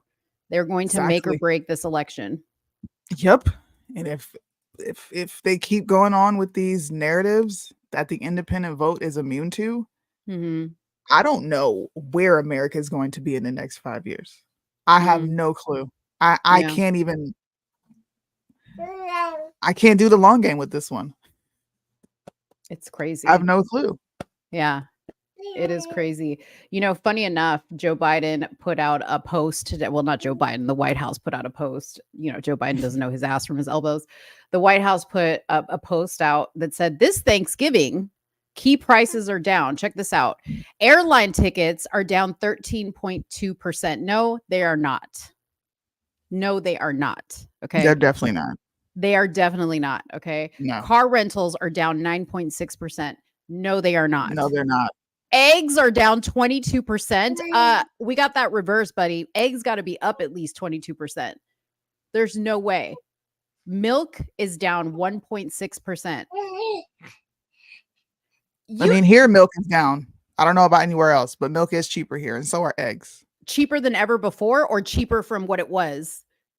From what it was. See, but that's what I'm saying. See, this is where these numbers are skewed, is because I've noticed gas came down a lot. Okay. But it came down from what it was at. So like, of course we've been dealing with these expensive prices and they bring it down a couple bucks and we're like, oh my God, a price reduction. And we're like happy when we're still not as low as we were during I see Trump. what you're saying. You see what I'm saying? It's the same thing like when he's like, oh, jobs, like our jobs report is better than it's ever been. Okay. But what you're failing to mention is during COVID, like thousands of jobs were eliminated. And now those people are just now getting hired back. Getting back to work. Yeah. Okay. I see what you're saying. Right. I misheard it. That's like me borrowing $10,000 from you and then like paying it back 6 months later and you being like, I'm $10,000 richer. No, you're not. No, I'm not. No, you're not. Anyways, he went on to say bacon was down 5.1%. Fresh vegetables were down 2.2%. Yeah. Toys, 3.7%. Used cars and trucks down 7.1%. Televisions down 9.4%. And they're sourcing the Bureau of Labor Statistics. Well, then I'm going to look into those statistics and compare what it was, because what are they comparing? Are they comparing a month ago? Are they comparing 2 years ago? Yeah. Are they comparing it to Trump's economy? That would be a more accurate assessment of where things are, is if you go back to a former president and we compare it to them, or we compare it to when the economy was actually functioning the way it should have. Yeah. Source made up. I actually am going to look into labor and statistics. That's where I found out that the number one employee of Blacks is the state. The number one employee of Blacks is the state. Why is that? Because you know what's funny is like, like when you go to like the government, like DMV, or you go to like the tax office, or there's always, and I always wonder, like I always see Black people working in those positions. Why is that? Even the government, even like government jobs. I can only speak for me, but that was the pinnacle of making it out. get you a state job. It's a guaranteed check. Really? You got insurance. My aunt would also talk about the benefits. She would also, this is when I got older, she would always be talking about her 401k and why she's working this. The state job. Look, my cousin was a freaking post worker. He was a mailman, and everybody was so happy for him because he had a state job. So I can only give my small anecdotal experience with it, but you got something there when you work a state job. It was like a status symbol. Yeah. Gotcha. Yeah. Gotcha. It's either that or dribble a ball or rap. Mm. So work for the government. You set. Or get in entertainment. That's it. Or sports. Or sports. Yeah. Okay. Well, this is a good segue into us talking about Argentina. Yeah, I want to talk about that. Yeah, so let's talk about Argentina. So I'm going to read an article here from AP News. The winner of the presidential election on Sunday was a far right candidate named Javier Milei. And I'm going to show you his picture in a second because he's quite comical to look at. He is a funny character. Dave says he looks like somebody from the like the Hobbits, you know, like what is it? What's that movie with the big feet? Lord of the Rings. The Hobbit, yeah. Yeah, the Hobbit. He looks like a Hobbit. So he literally, by a landslide, I mean, it was a landslide. He tipped the scales, resoundingly won Argentina's presidential election on Sunday, swinging the country to the right following a fiercely polarized campaign in which he promised a dramatic shakeup to the state to deal with soaring inflation and rising poverty.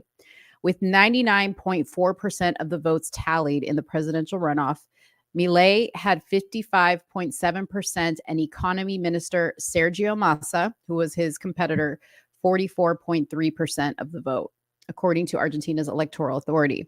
It is the highest percentage that a presidential candidate has received since the South American country's return to democracy in 1983. They have been under socialist rule, okay? So this is why I wanted to talk about that, because that's actually where we're headed, right? And before we get there, I mean, we're almost there. You know, we're arriving to the station, but before we fully get there, I thought it was important to bring this up. In the streets of Buenos Aires, drivers honked their horns and many took to the streets to celebrate in several neighborhoods. Outside Milei's party headquarters, a hotel in downtown Buenos Aires, a full-on party kicked off with supporters singing and buying beers from vendors and setting off colored smoke bombs. They waved their flags and the yellow Gadsden flag and blazoned with the words, "Don't tread on me," which Milei's movement has since adopted. Inside, the self-described anarcho-capitalist who had been compared to former U.S. President Donald Trump, that's who they compare this guy to. Wait a minute. He's ANCAP? Huh? He's ANCAP? Anarcho-capitalist? Self-described anarcho-capitalist? What does that mean? Shoot. What does that mean? He's an anarchist, but he's also, he enjoys elements of capitalism. Oh, okay. I like him already. Let's go. President Trump, he was compared to President Trump. He delivered his victory speech by saying, "Reconstruction of Argentina begins today. Argentina's situation is critical. The changes our country need is drastic. There is no room for gradualism, no room for lukewarm measures." Milei told supporters who chanted "Libertad, libertad," which is liberty, liberty, and "let them all leave," in a reference to the country's political class. Massa of the ruling Peronist party, Perón, like President Perón, had already conceded defeat, saying Argentines chose another path.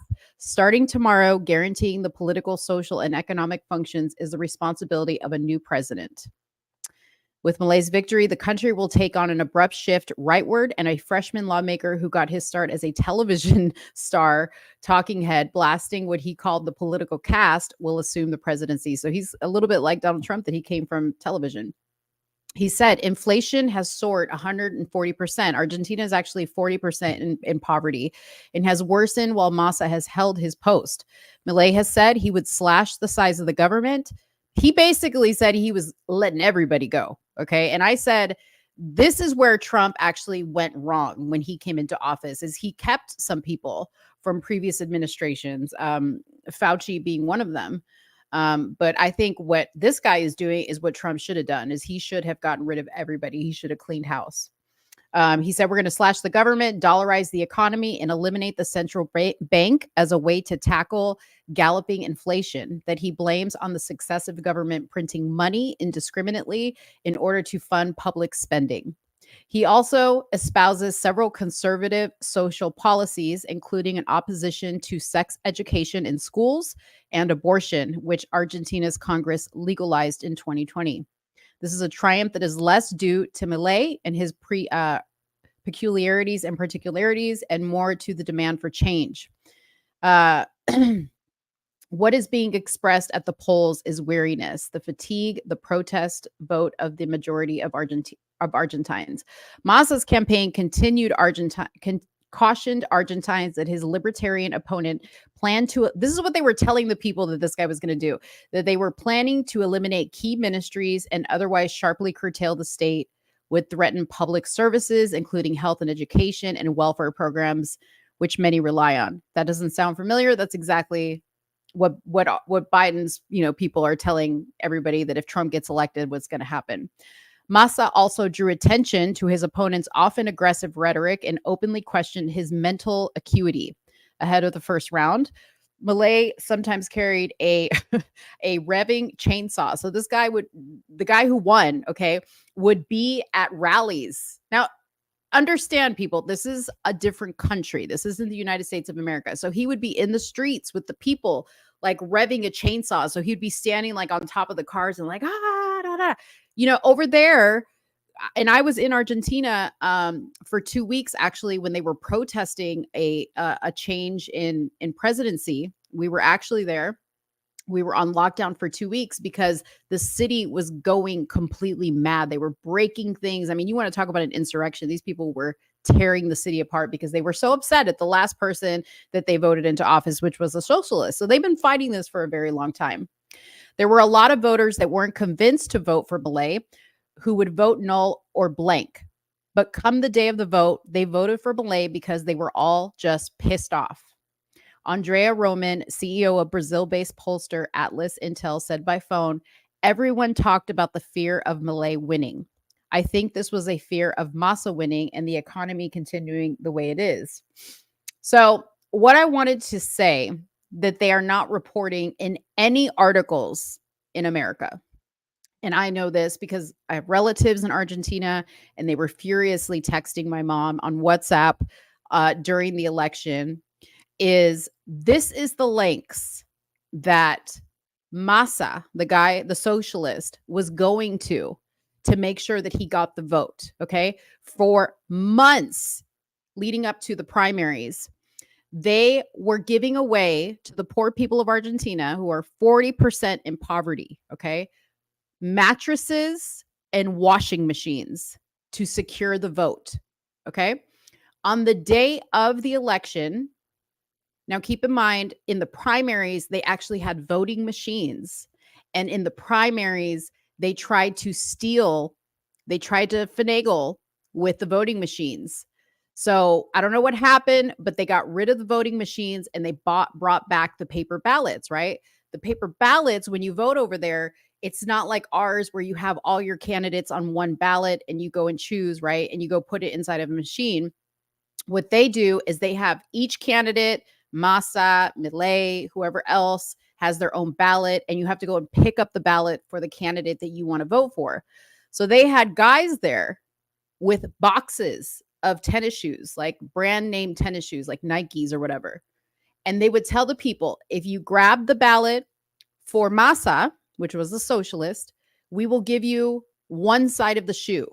When we see you put the ballot in the box, we will give you the other side of the shoe. That's the lengths that they were going to, and they still lost the election. So that tells you that people were so fed up with being under socialist rule, which is everything that everybody here thinks that they want. Free, right? Free. Everything's free. Everybody can be who they want to be. They, them, whatever. That's what they have been under that for years. Free healthcare, all that shit. Okay. They were so fed up with it. They said, no free mattress, no free washing machine, no free sneakers. We want this guy out. And they went for the radical, far left libertarian guy who is quite similar to Donald Trump. And the other side told Malay's side, if this guy gets into office, we will make his life a living hell. Who else are they doing that to? President Trump. Okay. So the game is not new.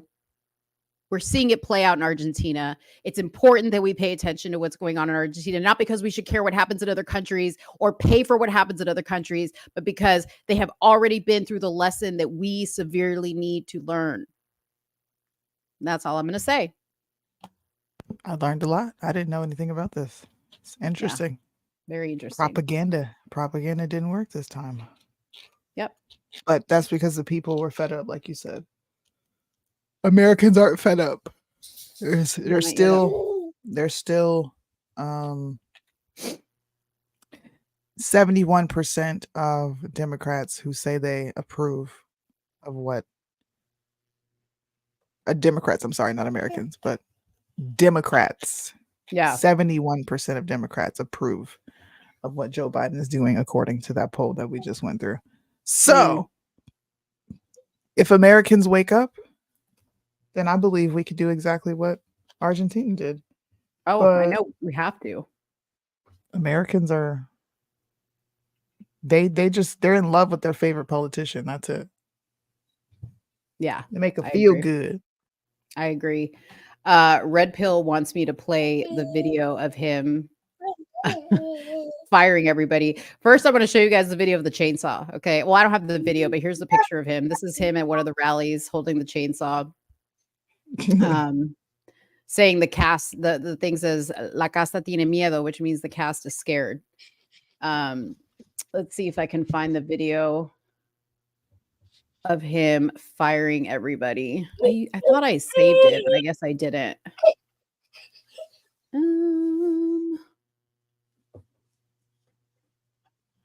Maybe it's on his Instagram. On the floor tonight. Red Pill, if you have the video or if you know where I can find it, can you send it to my Instagram?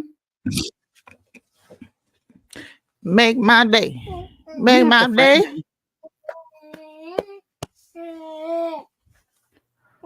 We have to talk about your topics. We didn't even got to those topics yet. You guys, look at this is the box that they put the votes in. It's literally a cardboard box. And that is Malay right there. Dang. I wish I could find that video. He's so intense. Oh, she sent it to me in my DMs. Okay, here we go. Here we go. Lay your head on my Afuera. Ministerio de Cultura. Afuera. Ministerio de Ambiente y Desarrollo Sostenible. Afuera. Ministerio de las Mujeres y Género y Diversidad. Afuera.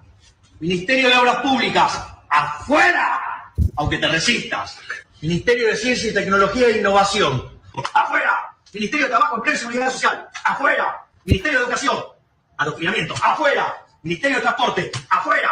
Ministerio de Salud. Afuera. Ministerio de Desarrollo Social. Afuera. Se acabó el curro de la política. ¡Viva la libertad, carajo! Tipo y deporte. Afuera. I love this guy. Ministerio de Cultura. I love this guy, man. He's amazing. No. There was another wild video of him going off, man. He was just like, your mother's a cunt. Like, he was just like crazy. Oh yeah. This guy doesn't hold back. If people think Donald Trump is crazy and they don't like his mean tweets, this guy, it would be over. Yeah. Thank you for sending that, Red Pill. Thank you. Anyways, we shall see. I mean, hopefully he lives up to, because we have to handle this just like we do every other politician. We have to see if he lives up to all the things that he said he was going to do. Oh my God. Hope he does. You want to talk to us about Snoop Diggity Dog since you made the post? Yeah, kicked out. You about to get kicked out? Cause chill out. Sorry. Who's about to get kicked out? The baby. She about to get booted out. What were you saying? I couldn't hear you because she unplugged the mic. Oh, do you want to talk about Snoop Dogg since your post was the first post I saw informing me what the truth was? Yeah. Can we talk Okay. about it? Can you pull up the post? Because I can't. I don't have Yeah. Instagram on my computer. So Yeah. everybody, including celebrities, were coming out and virtue signaling, lying. I'm gonna stop smoking. Meek Mill. I'm gonna stop smoking. Coi Leray. Man, I gotta put the weed down, y'all. All these celebrities. I gotta put the weed down. We gotta do better. I got emphysema going on. And Snoop came out and was doing promo the whole time. Marketing is crazy. Yeah, we should have known. We should have known because it was That's just so. bro. Why is this news? That's the first thing I said. Why did. is this news? You Who did. cares? And you know what? Everybody that followed suit because, oh man, we gotta stop smoking. We gotta stop pushing this out to the black community. You should slap yourself in the face because these same rappers that came out, I'm gonna stop smoking, guys. Look at me. Got mad at the rapper D1 for calling out the disgusting, violent music that you guys put out into the airway. Then it was, don't tell me what to do. Don't tell me how to make my bread. But you'll stop smoking weed because Snoop said he was going to stop smoking weed. Y'all all got slapped in the face with reality. Great. Have you checked back to their post to see if they retract what they said? Are they going to be staying on it? Oh, I ain't gosh. even looked. We got to go back and look at it. Okay, let's play this video. This is the first video that I saw when I was like, oh my gosh, announcing what it really was about. An announcement. I'm giving up smoke. I know what you're thinking. Snoop, smoke is kind of your whole thing. But I'm done with it. Done with the coughing and my clothes smelling all sticky icky. I'm going smokeless. Solo stove fix fire. They take out the smoke. Clever. Oh snap! All Listen. the people's like, oh man, I wonder what health issues he has. Oh, is he turning over a new leaf? Christian conservatives. Snoop Dogg is not going to smoke weed anymore, guys. Really? See, okay, here's a great example. Like, I think that's genius. Genius marketing. Okay. Does Snoop put out degenerate music? Absolutely. But that was genius. Young men or people aspiring to be whatever, learn. That's genius. Okay. People are so dumb. People are so gullible to fall for shit like that. That would be Julius, like Cardi I B think saying, this is great. He was the main one. I was like, bro, this nigga's not smoking weed. Y'all crazy. I said, good for you, Snoop. Dude, that would be like, see, watch now Cardi B's, or no, not Cardi B. Let's say, what's her name? Red something? Sexy Red? Sexy Red? No, she's a whore. She ain't Well, coming exactly. But listen, no, she's going to come out and be like, I give up dick.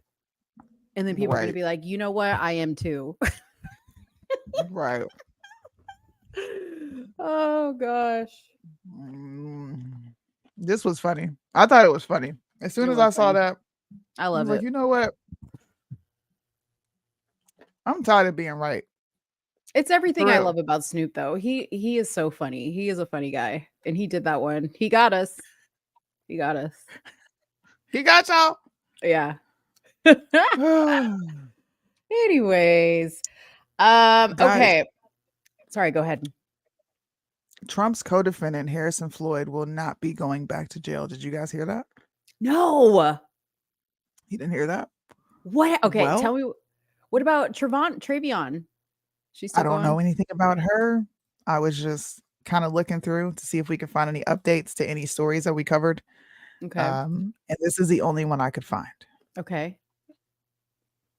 Developing right now, Fulton County Elections interference defendant Harrison Floyd will not return to jail today over his social media posts, but the judge is reconsidering his bond agreement. All afternoon, District Attorney Fonnie Willis and attorneys for Harrison Floyd have argued back and forth about whether his online posts were direct or indirect communication with potential witnesses, including co-defendant Jenna Ellis, who took a plea deal. Fox Eye's Alex Whitler is at the live desk to explain. Alex, this is pretty complex.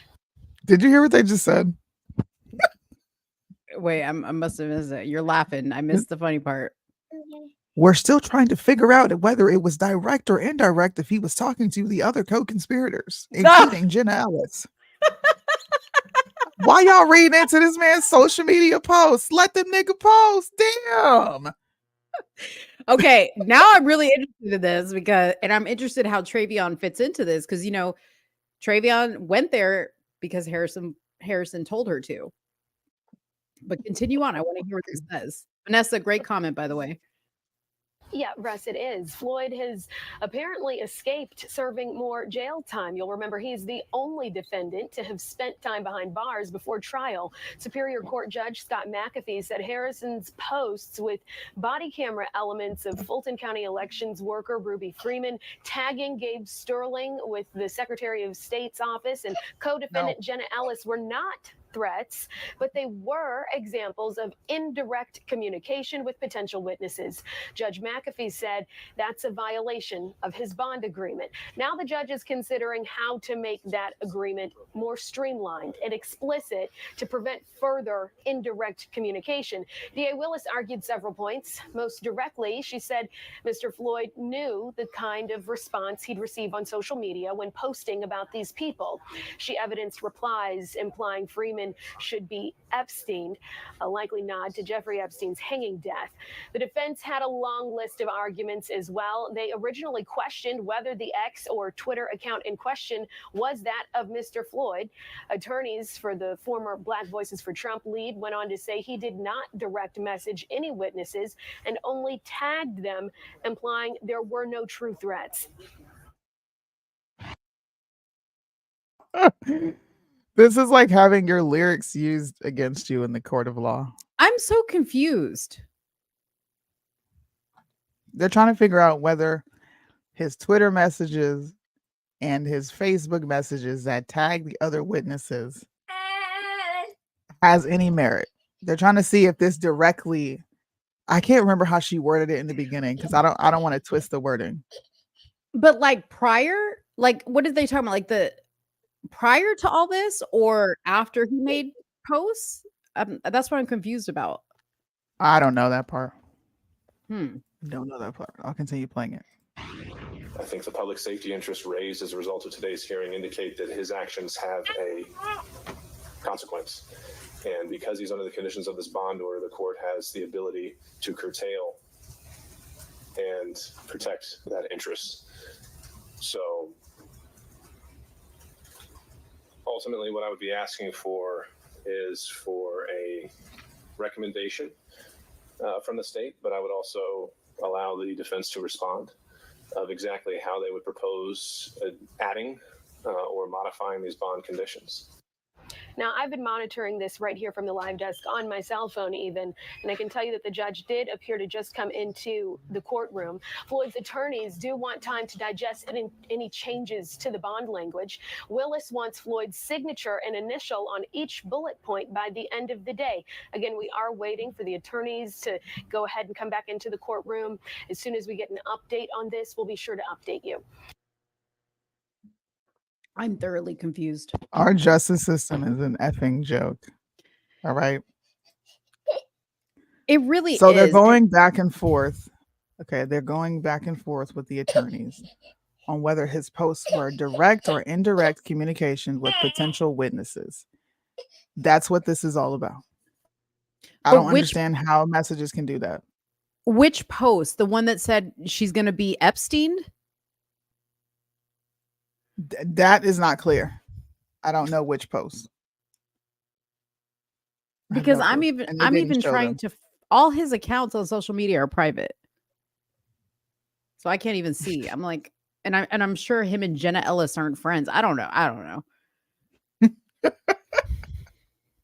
You know, something tells me this is all just for show because you know what, Georgia, you're not looking good. Let me just say that. Georgia, you're not looking good. You haven't looked good from the beginning. Something tells me all this is just for like show. Nothing's ever going to happen. All of them are going to get some type of plea deal and we're going to be done with this shit. Yep. You agree? I don't think anything's going to happen. Yeah. I really don't. Oh, gosh.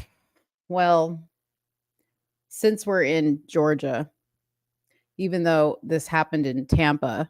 Let's talk about Stacy Abrams and her brother-in-law. Okay. Oh, I I mean, like how you said that. not that I believe that you should be held responsible for what your brother-in-law does, okay? But Stacey Abrams is a piece of shit human being anyway, so we're gonna hold her responsible in this instance. So her brother-in-law, Jimmy Gardner, who's 57, was arrested on Friday morning after having a 16-year-old reported that he attacked her for refusing to have sex, according to Tampa police. Around 1:43 a.m., TPD said Gardner invited the victim to his room at the Renaissance Hotel at International Plaza, and she accepted the invitation. First of all, girl, why are you going to a 57-year-old man's hotel room when you're 16? The victim told police she initially agreed to take money in exchange for sex. Oh, well, that explains it. But later told Gardner that she no longer wanted to engage, and he became angry. So she got there and she changed her mind. I mean, judging by his picture, I don't blame her at all. According to officials, Gardner told the victim that she needed to leave his hotel room and and the two got into a verbal argument that escalated to a physical dispute after Gardner put his hands around her neck, stopping her from being able to breathe. I don't like Stacey Abrams, but I'm going to have some thoughts on this, okay? I'm going to keep it all the way real. TPD says after the dispute, Gardner left the hotel room and the victim called 911. According to officers, Gardner left the scene before they arrived, but found the victim. Gardner was arrested on charges including human trafficking. Why is everything a human trafficking, lewd and lascivious touching of certain minors, and battery, according to the police. The attorney office said that Gardner, who was drafted by the Chicago Cubs, why does it even matter, in 1984, was wrongly convicted in 1987 of sexual assault by two women in West Virginia. Authorities say 27 years of his wrongful conviction. He was exonerated in 2016. 2 years after his release, he married Georgia federal judge, here we go with Georgia again, Leslie Abrams Gardner, who is Stacey's sister, according to officials.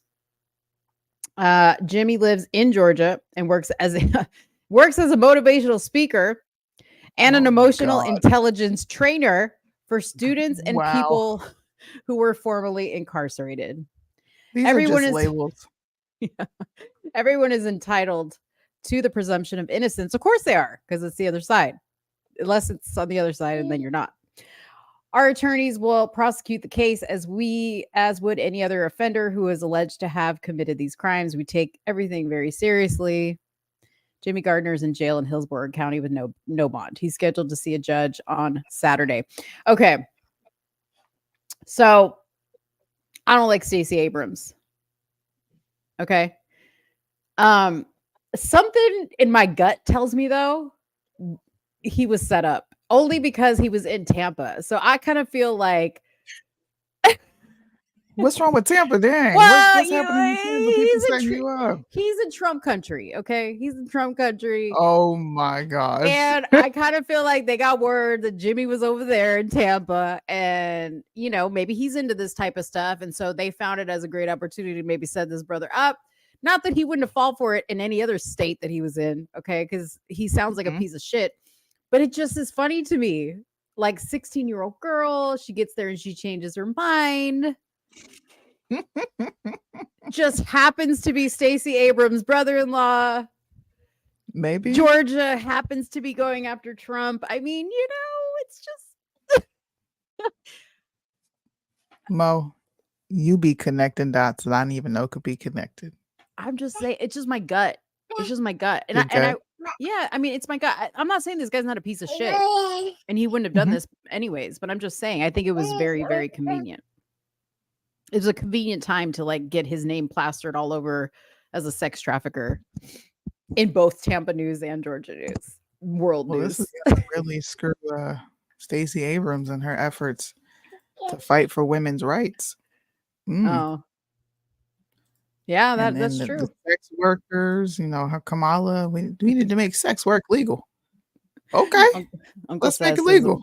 Uncle Sad said I'm doing too much. I'm sorry. Let me go back to just basic thought. Let me power down.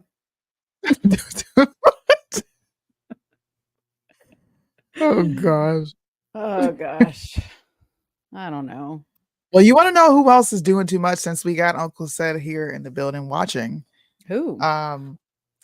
NASA is doing too much. This is something that me and Uncle Sed go back and forth on often because he believes that that we have actually traveled to the moon, which, in my personal opinion, is a crock of shit. But NASA, did a deep space experiment where they had a spacecraft beam a message via laser to Earth from far beyond the moon for the first time. Okay, an achievement that could transform how spacecraft communicate. In the farthest demonstration ever of this type of optical communication, the Deep Space Optical Communications beamed a near-infrared laser encoded with test data from its position around 16 million kilometers away, which translates into 10 million miles, people. 10 million miles. I just want you to pay attention to what they're saying they did in space. What's the light year conversion? All right? I don't know that. I don't know that. But it is around 40 times further than the moon is from Earth. To the, I say Haley, but if it's Hale, my bad. But the Hale telescope at Caltech's observatory in California. Here's my question. How, Sway? Here was my question. What'd they say? It was a test. I was like, what? What was the message? All the laser did is bounce back, and it traveled that far. But how? That's all I want to know is how. I know. Again, I go back to the fact we still don't know who put the Coke in the White House library, but yet we could do this. According to NASA's Jet Propulsion Laboratory, which manages both missions thanks to its incredibly precise maneuver, that saw its laser transceiver lock onto JPL's powerful uplink laser beacon at its Table Mountain Observatory, which allowed the DSOC's transceiver to aim its downlink at the laser at Caltech's observatory 130 kilometers away. Uncle said, you need to get NASA, okay? Because NASA can send a light beam message over 10 million miles away, but we can't figure out the border. We can't figure out world hunger. We can't figure out how to stop child trafficking. We don't even know what the hell our ocean looks like or how deep it actually goes. We don't know nothing. But NASA has the time, space, opportunity, and money to mess with laser beams. We still ain't found Cleopatra to know if she black or what she was. Why you bring up Egypt? You know he goes. I'm just saying. NASA quit playing, bro. See? I can't. Is Sed interested in this topic? What does he mean? Is peeps at NASA? He knows peeps at NASA? Yeah, he's got some family members that worked for NASA, astronauts, and he's a little brainwashed and biased on this subject. He really thinks we done went to space and traveled and seen the dark side of the moon. I saw the dark side of the moon, and I'm sorry, but it looked like a video game. It looked like the Death Star. I've never heard you guys debate this. That's interesting. I didn't know that. I debate space all the time, dude. No, I know you do, but I haven't heard Sed and you debating this. That's funny. Oh, Soonie disappeared. Well, I don't have any thoughts, but my nosy Latina ass wanted to know what was the damn message. That's all I wanted to know. That's all I was interested in was what was the message. So yeah. Anyways, well, the other thing I wanted to talk about that we need to give an update on is not Cardi B, P. Diddy and Cassie. Cleopatra is Greek. Let's not even get started on that. Okay. We had a whole show on this and we just can't talk about this. Okay. I'm not saying I disagree with you. I'm just saying We're not going to talk about it. Okay, so yeah, last week we did a show on Cassie suing P. Diddy. I think it was for $31 million. And more importantly, she wanted to have a justice. She wanted justice, right? For the suffrage that she endured during the relationship. And also she wanted to bring justice to women, who had also suffered all of this, mental, physical, sexual abuse, right? So we read the lawsuit in detail on our show last week, and Soonie gave her thoughts. I gave my thoughts. And I think, it's safe to say Soonie was right on this one. She really questioned Cassie's motives behind wanting to do this. And lo and behold, we got off the show and we find out that they literally settled the lawsuit in less than a day. Okay. So she filed it one day, and by the next day, they have already settled the lawsuit with a statement saying, "We've decided to resolve this matter amicably. Combs said in a statement, "I wish Cassie and her family all the best. Love." That's what he calls himself, Love. In another statement, Combs' lawyer, Benjamin Braffman, clarified that the decision to settle is in no way an admission of wrongdoing. He added, Mr. Combs' decision to settle the lawsuit does not in any way undermine his flat-out denial of the claims. He is happy they got to a mutual settlement and wishes Miss Ventura the best. Soonie, what's been coming out on social media now since this? People telling their stories about P. Diddy and his weirdness, which is not an unknown thing, which is what I've already said. People talk about him doing stuff, but 50 Cent, there was a leak of 50 Cent who previously talked on this. And he said, I don't believe any of this had anything to do with Cassie. I think this is just P. Diddy trying to demonstrate some sort of control over her. And it was pictures of her in a very, I guess, doing something strange for a piece of change, because that's what she did their whole relationship. You did a lot of strange things for a piece of change. Yeah. I'm sorry. Who else spoke out? Plies spoke out on, like, indirectly. They've been posting pictures of her with bruises too. Yeah, they had posted a picture. Now, I don't believe that's real. I think I sent you that post. Yeah. I don't believe that picture is real. We could pull it up and talk about it. There is a picture of Cassie circulating the internet where she's got a fat lip and some tape over her eyebrow, as if she's got a cut eyebrow. But I'm telling you, that looks like an AI generated photo. I swear to God. I actually don't have I can't open the Facebook Messenger from here. Oh wait, here it is. I think this is not the one you sent me, but this is the one that's been going around of her with the busted lip. Right here. So here's a picture of her with like a bruise over her eye, a busted lip, and she got some dark sunglasses on. Real, bro. First of all, that don't even look like Cassie. Like, look at the nose. Look at her nose in one picture versus the other picture. That don't even look like Cassie. It's a different angle. It looks like her, but that tape is bothering me. The tape on the eyelid on her brow is bothering me. Her lip, it just don't look real, bro. Why would she take a picture of herself like that? Right. Like, why? And then be smiling in it. Yeah. Come on, man. That's not a real picture. I don't care what nobody say. That's not a real picture. Show the glasses.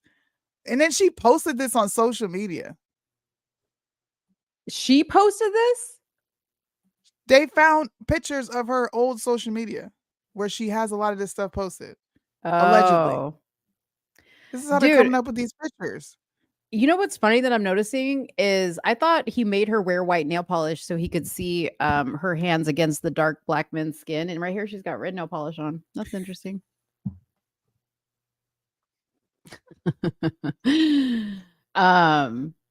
Yeah, so that, there's been tons of those pictures like floating online. And, when Soonie like brought it up to me, I was just like, but who cares? Because you settled. Like, so much for justice. Like, nobody got justice because you settled. He's walking around free. He's walking around free. She wanted money. Like I said, Diddy didn't give her no money for Me and You. Long way to go. Replacement Girl, I think that's what it was. What is it? Unofficial Girl. All those Mhm. songs were bops. The tour she went on, the song that's still going crazy to this day, Me and You is a song that is still played on the radio to this day. Mhm. All of Diddy's artists already came out and said they do not receive royalties for the music that they make. They've all come out and said this. Half of these artists have been fighting with him. Mhm. Fighting. I think he just gave Danity Kane their masters, but he gave it to him for some fucked up reason. They can't even make money off of it no more. And it wasn't even a lot of money. It was like It wasn't they didn't Danity even. Kane. No, I think it was Danity Kane. I think it was. Day But 26. I'm with just that bringing up all agreement, the acts. but supposedly with that agreement, they had to sign something saying they couldn't do any interviews, they couldn't do any shows or whatever. And I think Audrey O'Day, the blonde one who's been the most outspoken, she was like working on some Netflix documentary talking about it. Christine, I don't have the video. I had posted it on my story, but I went to his page and I didn't see that video anywhere. So I don't even know that that video of him dancing is of him reacting to the fact that he settled in a lawsuit. I think that that's just the internet like grabbing a video of him dancing and saying this is how he acted, because there was also pictures of him sitting like with his head down with some assistant looking quite, Yeah. upset. This is So a moment he found out he had to pay the settlement. We don't know what. All I'm yeah. saying is that a lot of bad boy artists, former bad boy artists, have come out and complained about contracts and Yeah. the lack of compensation for their work. If anybody is thinking Diddy didn't get over on Cassie, she already admitted he acted like a father figure. She Mhm. was young. He was 37. He was making bank off that girl. She Yep. did all them strange things for a piece of change. And I'm telling you, she was sitting around the fire with her homegirls and they was having that waiting to exhale moment. I think you were essayed. And she said, oh, I think I was too. Let me go ahead and draft up a lawsuit. And he Right. probably did all those things, but she was a willing participant. I'm not saying he didn't do all that, but you did it. You didn't say no, not one time in any of her statements of all the things she said he did. You didn't Mhm. say one. You didn't say no, not one time. Yeah. So go to jail for what? Yeah. Sexual assault where? Yeah. And you made a good point last week too, like when I was rewatching it, is you had said, well, she seemed like she felt pretty safe to like leave the relationship and go off with the trainer, like she wasn't scared then, and I thought about that. I was like, that's true. Like she just like up and left the relationship. Like I guess she was done finally. She had finally had it and she left with the trainer. And I was looking at the trainer, like expecting to see some like tough big dude. And no, he's completely Listen, opposite. bro. He's completely I don't opposite. believe all women. Okay. Women lie, men lie. Yeah. But numbers don't. Yeah. And she was raking in them numbers and he was collecting them dollars. And she was around for as long Yeah. as the ride was gonna ride. You feel me? Yeah. And then she got off the ride. But you decided to be with that ain't shit piece of shit person. So I don't feel bad for her. Because Yeah. it was when it was good, it was good. Yeah. You was taking up all of his charity. I All of it. 100%. Yeah. I 100% believe he was every bit of the sicko that she painted out in those Yeah, documents. But I for mean, I sure. think that she was down for the ride for sure. That's like Carucci coming out and being like, Chris Brown made me. No, you wanted to do threesomes too. Y'all Mhm. both was in there doing nasty stuff. Yeah. Well, I felt, what do women say? I felt pressured because he was a powerful Mhm. music executive. Then take your tail home and understand that this world is not for you. Yeah. Because Diddy's That's not true. the only one doing that. Yeah. And women aren't the only ones going through this. We hear about the men getting butt fucked all the time. Nobody, Mhm. why they ain't coming up with lawsuits? Because they understand. Yeah. This is what I chose to do. I'm gonna sit back and keep my mouth shut and collect this money. I don't feel bad for her. Yeah. I don't feel bad for her. I mean, you made the wrong choice because your career really didn't go anywhere. All that for nothing. Exactly. I named Yeah. 4 singles. Yeah. 4. Yeah. You didn't even have a whole album. And the only reason you popped is because of Ryan Leslie. Let's keep it a stack.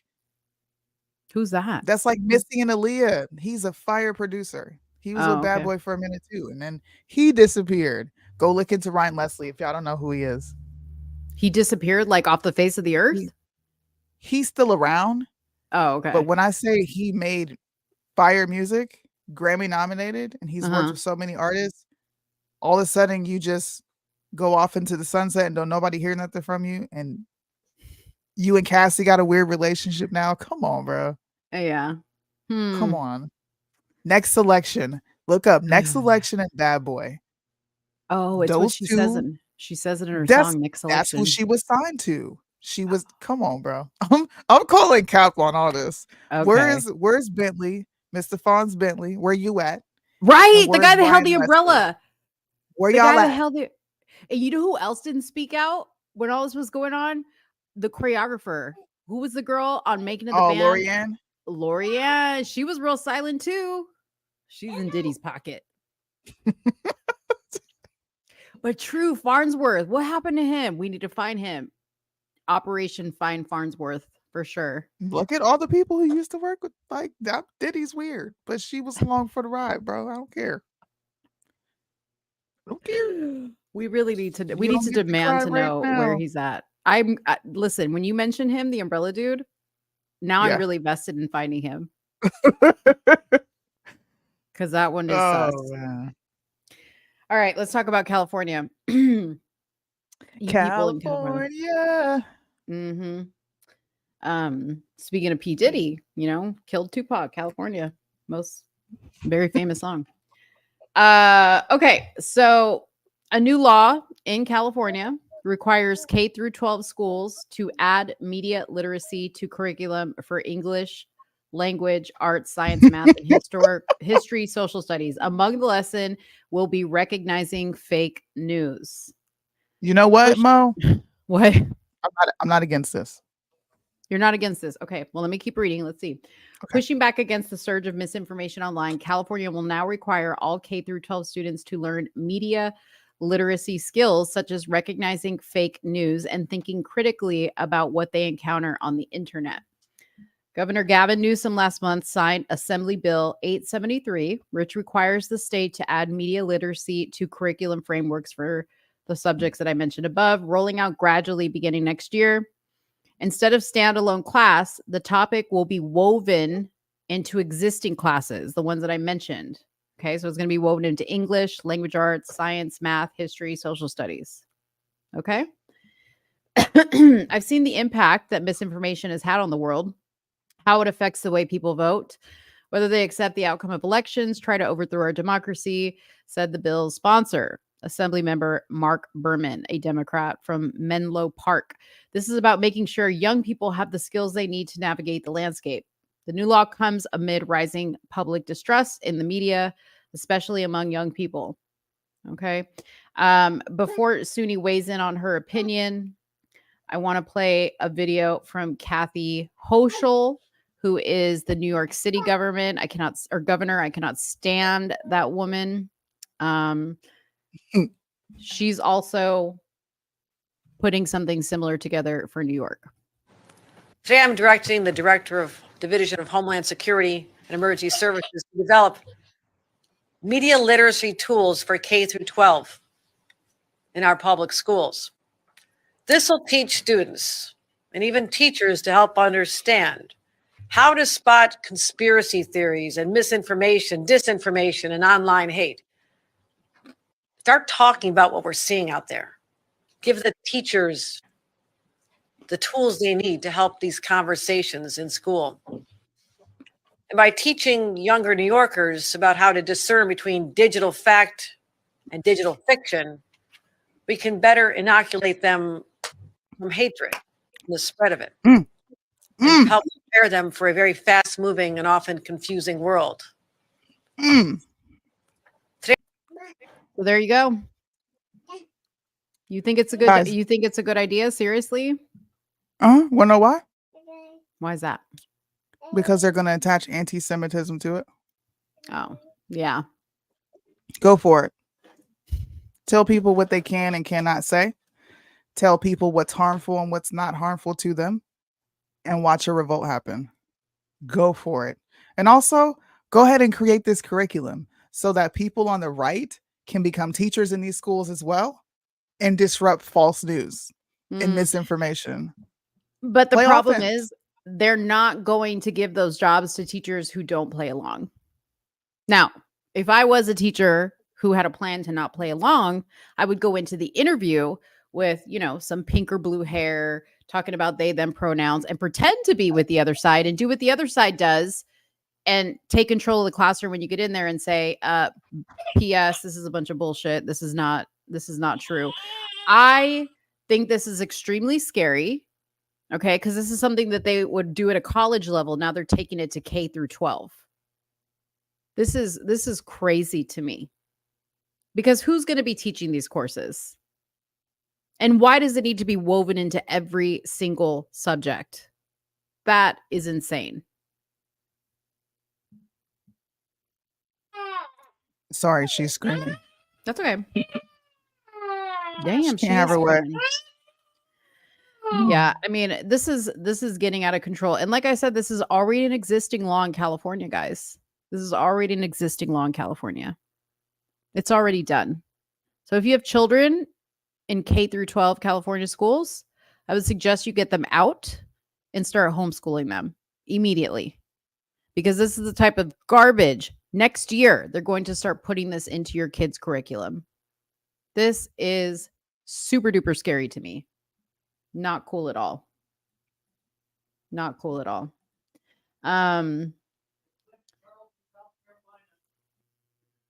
Hold on. I have some news from downstairs. What did you say?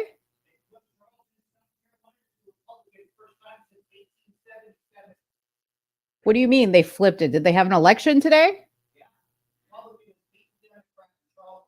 So Dave said they just flipped Charleston, North Carolina. They've been Democrats since when? South Carolina. There is no Charleston, North Carolina. They've been Democrats since when? They've been Democrats since 1877, and they have now voted in a Republican. Probably a rhino. What's that? It's probably a rhino. Oh, I'm sure. There's very few we can trust. But I mean, hey, let's see what happens. Oh, Jesus. Israel and Hamas agreed to temporary ceasefire deal that will free 50 hostages and 3 Americans. Did you hear that? I can't. She's yelling. I'm trying to listen to you, but I can't hear. Israel and Hamas agreed to temporary ceasefire. Oh, I saw that. Yeah. Okay. After you have obliterated houses, hospitals. Oh, my bad. I'm gonna shut up. Yeah. We can't give you guys know Soonie's opinion. Tune into her Instagram post or live. After all that. I Yeah, can say that, right? Yeah. We're just reading a headline. We are just reading a She headline. said take it to your Instagram. Wait. Don't you do that on the show. Yeah. Don't you get us banned, Soonie. Play along, Soonie. Play along. Anyway. You're gonna have to do that for real. Be like, hey. That's pretty sad. Let's not talk about it, Ruby. Be quiet. You can't talk about this until 7 o'clock.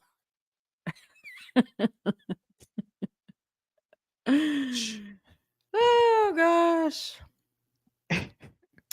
Real quick, I'm not going to read a whole article about this, but I just want to say, the Speaker of the House, Mike Johnson, about his accountability app that he installed on his phone. He's his a son's real phone. weirdo. If I do say so myself. Parents, let me just say this. You're really weak parents if, in order to get your kid to behave, you have to put an app on your phone and their phone so they can see what you're doing. You're the parent, okay? And it should be enough that you put the fear of God in them, okay? That you are going to rock their world if they don't behave to whatever standards you establish. I don't need to see this on my cell phone. I'm sorry. I'm sorry. That's some pussy new age parenting stuff. You know what I mean? But you guys already know I'm pro spanking, pro paliza, pro chancla, whatever you want to call it. That has nothing to do with it. You don't have to go to the lengths of spanking, okay? But by no means do you have to prove to your kid that you are on all accounts, behaving what you're telling them to do. You're an adult, okay? You're responsible for the decisions and the mistakes that you make. Of course, live your life decently in front of your children, but you don't need to give them access to your cell phone to do that. I'm just saying. I agree with you. That's some white parenting right there. That's white people stuff. That's some white. You can come look at my phone too, little Johnny. See, look. Mm-hmm. I'm not going to be doing the same things you're not going to be doing. And you know Mhm. what? Let's even wager the bet even better. I'm Right. going to put that app on your phone so you can look at what I'm doing. Yeah. Like, you're weird. And you Right. probably, you know what? Let's just say that he ain't that stupid. He probably put a phone that he does not use or that's for work purposes only, and it Mhm. says, here, you can look at what I'm doing. Right. There's no way you put your Like his you're allowing government your phone. come on, you're not letting your person, you're not letting your son see what's on your personal phone. Right. Stop. I don't even want my kids looking through my phone. Right. Like, what if Mrs. Speaker wants to send like a little That's naked... what I'm saying. Dang. What if she sent a little 1-2 number and little Johnny over here looking? A little 1-2 number. She says like a little titty pic or something, and then the kid's gonna see it. Something, just dang. It's all right, Judy. We say it's white people stuff, but we're not encompassing. We know all white people don't do this. Look, that's some white people stuff. No different than putting your children in leashes. Yeah. You got to have your child on a leash so they don't run off. No, pay attention to your kid. Yeah. That was the thing when I was growing up. Kids were on leashes. Yeah. Like they're little dogs. Little backpacks, like the little backpacks with a leash. But no black parents doing that. Listen. No. You know what happened in the car before my we went leash to the was store? my hair. My mom would pull my hair. That was the leash. It wasn't even that. Listen, the leash was, you better not get up in this store acting up, and you better not ask me for a damn thing. If you cut up, you wait till we get home, or I'm gonna take you in this bathroom in this store. Yeah. I knew better. Don't ask for nothing. Don't touch nothing. Don't look at nothing. You get in this store and you follow behind me, and we're gonna get up out of here. That was a leash. And if you Dude. didn't listen, you got fucked up when you got home. My mom would either pull my ear, or if we were in public, she would pretend to play with my hair and slowly start to go like this until it was like wrapped around her fist.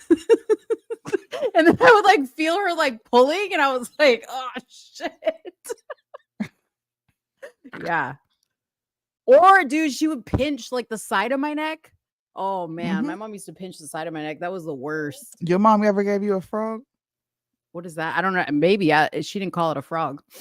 My mom would Like the do flick? this with her knuckles. She Oh. would do this with her knuckles and punch into my leg real hard.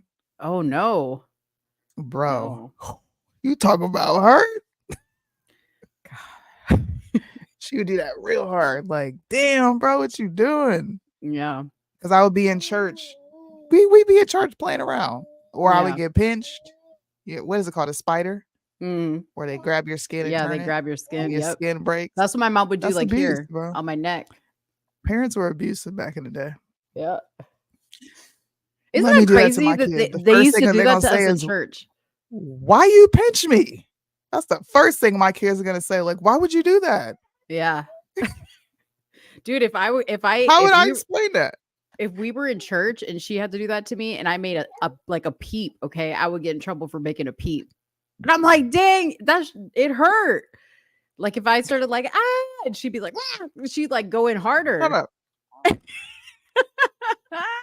Shut up before I give you something to cry about for real. Like, you Oh, already yeah. did. The fuck? You Mhm. just pinched me. Yeah. You broke skin. Yeah. Ow. Isn't Let me that break your crazy? skin. In church. Yeah. And she'd be like, when we get home, you're gonna get the belt. That's what she would tell me. I was like, God. Dude, I never want a church to last longer in my life. Oh, snap. Yeah. Yeah. Spankings, man. Back in the day. Let's not go back to those times. Talk to your children. Swear to God, it works. See, Judy, Soonie does white parenting. See, that's some white parenting shit. Talk to your children. Hazme el favor. Yeah, because I'm not going to abuse you to get you to listen to me. Nope. Because then you know what happens? They're gonna that's how they're gonna respond and think that's what love is two people physically hitting on each other. I love you, so I'm gonna hit you, and I'm gonna hit you till you cry, and then when you don't stop crying, I'm gonna tell you to shut up because I love you. That makes no sense. See, my parents never told me they hit me because they loved me. That's That's what what there spare the wasn't. rod and spoil the child is. Yeah, but they didn't say that either. They weren't like there wasn't mixed messages. They were like, "You behave badly, you're getting hit." That's the end of the story. And they didn't say I loved you after. Ah. All right, be careful. Be careful with this one. A militia decided to strike a U.S. Air Force base, and the U.S. decided to carry out the strikes back. I'm only going to show the headline because I want people to understand why this conflict is even happening. You just read it. I don't have to say nothing. Anybody who's paying attention to foreign policy or you've had any sorry. That's okay. You've had any encounters with international politics, then you know exactly why I'm saying what I'm saying. And you know exactly what 20-year proxy is going to emerge. And I will just leave it there because I think I said a whole lot. Tune in to Soonie's Instagram if she gets on Instagram Live. You haven't done live in a while. Tune in to Soonie's possible Instagram Live for more. Damn, am I that unfiltered on there? Yeah, I mean, you can be a little bit more unfiltered on there. Yeah. Here we you can't. can. Yeah. Unless you're rapping about, certain populations of people, Right. then Fucking your bitches videos and- get taken down. Mhm. Yeah. Because you're it's somehow hate speech. I'm just like, wow. So are you saying that you hate Black people too? Yeah. That's We interesting. could talk about that. We could talk about that all day. Isn't that crazy? Yeah. We can put out music that's, disgusting and harmful to us. And they'll put their money behind it. But you better not say anything about them and put it in the music. And then it's you hateful. Yep. I just You're said, hateful wow. and your you channel's guys- getting deleted. We can't have all the perks that everybody else got. Like, I'm sorry. What I gotta do? I gotta go to I gotta go to the museum and pay my respects. Oh, Do I man. got to travel to the strip? Like, can I go to the West Bank? I would be kicked out of that country so What is freaking this? fast, What is bro. it? That was crazy. Did you hear that music? There was like music coming through my Music? Yeah, you didn't hear that? No. Oh, okay. That's weird. I was having a boomer Anyways, moment. we're having a boomer moment. We made it through our topics. 10:30. Ain't no we. It's only 10:30? Mm-hmm. Well, we finally made it through a show and didn't go over 3 hours. Sometimes we go over. Yeah. We've been getting a lot more topics in a good amount of time.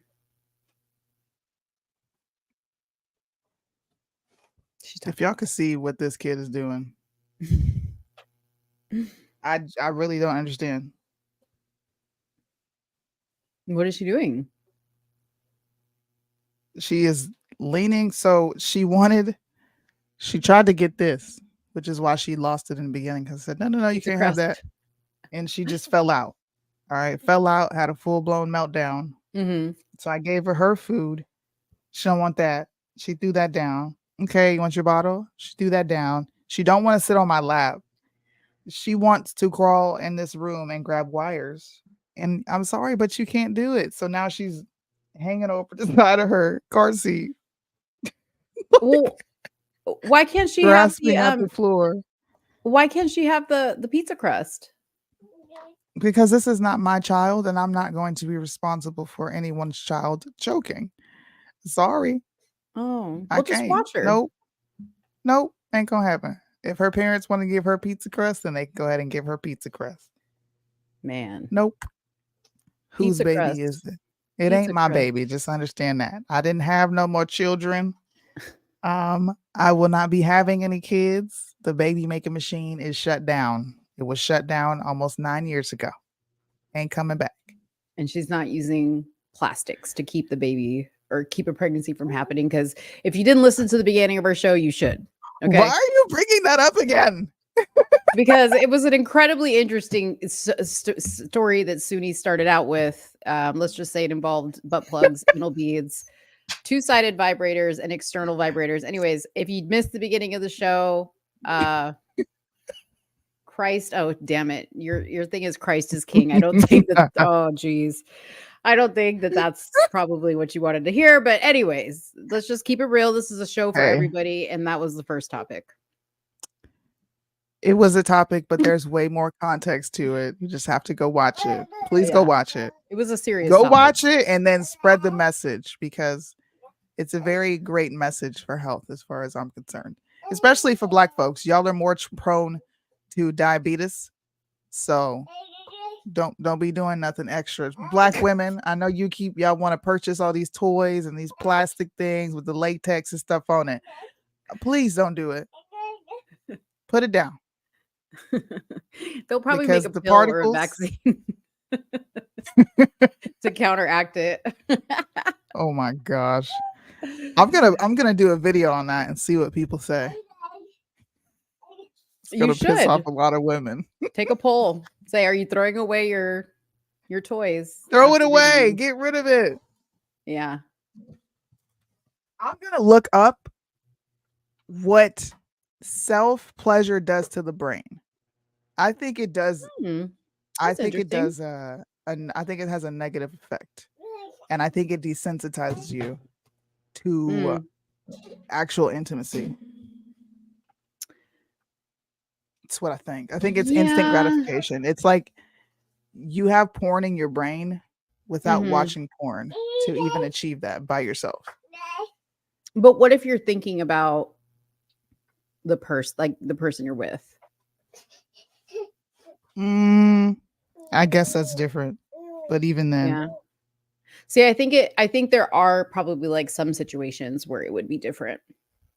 Where there would, I don't want to say necessarily an exception, but like what you're saying wouldn't apply. Like it's not damaging. It may be a little bit, it may have a different effect. I'm gonna look it up. I'm curious. Yeah. But like I remember, one of my followers, remember, I think I told you guys this like a while back, that he had told me he was addicted to porn. And it was like, I want to write him. Yes, I have his information. But he's doing good. Me and him talk every week. But he's doing really good. He just did the gas chamber and all that other stuff. But he was addicted to porn, and he was a virgin.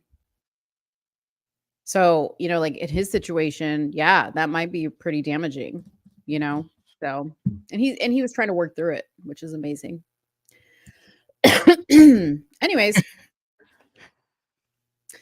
Happy Thanksgiving, guys. Ahead of time. I don't know who's going to be cooking tonight. If you grew up like I did, you start the night before. This is what I did. We did desserts the night before, and then early morning, my mother would get up and make all the side dishes. And I don't think my mom made turkey. So I don't even know how to make a turkey. How crazy is that? I have a big turkey in my sink, and I have no clue what the hell to do with it. Oh, you are going to make a turkey? But my oven isn't big enough. So I don't think I'm going to be able to make it. I didn't. One of my friends got it for free. And she's like, I'm not making this. Do you want it? And I was like, if I can cut it in half, because I can't put that I can't put it in my oven. So I got to find a way to cut the turkey in half. Soonie, you can't do that. Why not? Dude, you can't cut a raw turkey in half. Like if you have a chainsaw, maybe. Like you can't just like take. So you can't cut it in half? No. You know how hard that's gonna be? How big of a turkey is it? I don't know. It ain't that big. How many? Like, show me with your hands. It's like that. That's huge. You need a chainsaw. No, you don't. You're being so extra right now. I did not believe you. People in the chat, can Soonie cut a turkey in half? A raw turkey. Cut it with a knife? Come on. Especially if it's all the way thought out. I'm waiting for chainsaw. You're so extra. I'm waiting for the chat. I'm waiting for the chat. Chat, chime in on this Bro, one. you are Soonie so about extra. to be in the emergency room with a bloody hand because she tried to cut a turkey. Is she telling the truth or is she lying? Let me know in the chat. I don't think she's telling the truth. Would I lie to you? Or would I be, if I really wanted to mess you up, I'd be like, yeah, I Soonie don't tried think to. you're lying. Okay, I think if you you're being a little extra. Is what I see, think. Carly read my mind. If you dead Just set on doing record this, it. yeah, if you're dead set on do this, we need video. Oh, I need you to record it. See, I didn't think you could, but I looked it up and it seems like you can. You can cut a turkey in half. I don't know. Why can't I cut the legs off, cut the wings off, cut parts of the breast off? Like, how come I can't do that? If Okay, it's thawed, you can. Okay. See? I That still freaking record it. chainsaw. We need content. Okay, record it. Put your phone up and hit record, please. Thank you so much. You are too much. No, I'm serious. I need you to record this. I will call you and you can record it. Are you gonna call me like on WhatsApp? You can screen record it. No, I'll call you on Facebook. I can't call you on WhatsApp. Oh, Don't that's rub right. it in. I'm so mad I got banned from WhatsApp. Okay, everybody's saying you can cut it. I mean, I don't know what to tell you. Stay tuned, people. If Soonie comes back looking like this for the next show, missing these 2 fingers or an arm or whatever, I have all the evidence recorded that y'all told her to do this and I told her not to do it. Maybe you and Big Booty Judy need to get together and she can talk you through this situation. I don't even know where to start. I could see if I had like a whole pig or something. I'm like, yeah, I'm just cut it in half. Okay. But it's a turkey. Okay, well, watch a YouTube video before you attempt this. There's got to be a YouTube video. Okay. Oh God! But record. We're gonna record it. I have to get a turkey bag and put them in separate bags and cook it. And put the pieces in separate bags. So I'm gonna cut it in half and then get 2 different turkey bags. This turkey is gonna be. Yeah, you're gonna be traumatized. This turkey is gonna be a hot mess, dude. It's gonna look like a murder scene at your Thanksgiving table. Turkey all in pieces and shit. Your hand wrapped up in a gauze. It's gonna be fun. Everybody, oh man, pray for Soonie. We'll be back next week with a video. The next Tuesday. Oh yeah, we aren't going. That is right. Yeah, Thanksgiving is Thursday. Mm-hmm. It's tomorrow. Mm-hmm. Thanksgiving is tomorrow. Well, for you, don't scare people. It's only Tuesday here. I gotta go get my life together, y'all. I ain't did nothing. You better go sharpen your knives. Your For Ginsu real. knives. I'm Go really about to go get one of those sharp Japanese knives. Yeah. Love you too. Say bye-bye. Say bye-bye. Have a good day. I was about to say to Kyle, you better kiss her like you'll never see her again because she about to do something dangerous. If anything, if he sees me, most of the time, if he sees me doing something hazardous, he'll come in and be like, "What are you doing?" Yeah, he should Or probably like, help "Why you. are you doing that?" Listen, don't cut it on a surface where that turkey can get slip away from you now. Like put it on What a you secure, mean? like because you don't want to be cutting it and the turkey like slides and like you chop a hand off. You're supposed to put it on the cutting board, ain't you? I get. Oh yeah, my but I'm gosh, just you are nervous. scaring me. I'm nervous for you. You're making me nervous. You're talking about sliding turkeys and stuff. What? I'm just saying, my hand slid one time cutting an avocado, and I had to go to the emergency room. So I don't even want to know what's going to happen with a turkey. All right, go figure that out. Go watch some YouTube videos. I literally, like, as soon as we end the show, I gotta hop off because I have to pee so bad. I'm about to pee my pants. Pop a squat. Yeah. Try it on the toilet. Look at all these people chiming in. Lots of videos on how to cut a turkey. There you go. Don't Lo's about worry. to go pop a squat. We about to go cut the turkey in half. Yeah. We're gonna, and Soonie's gonna, we're gonna get video evidence.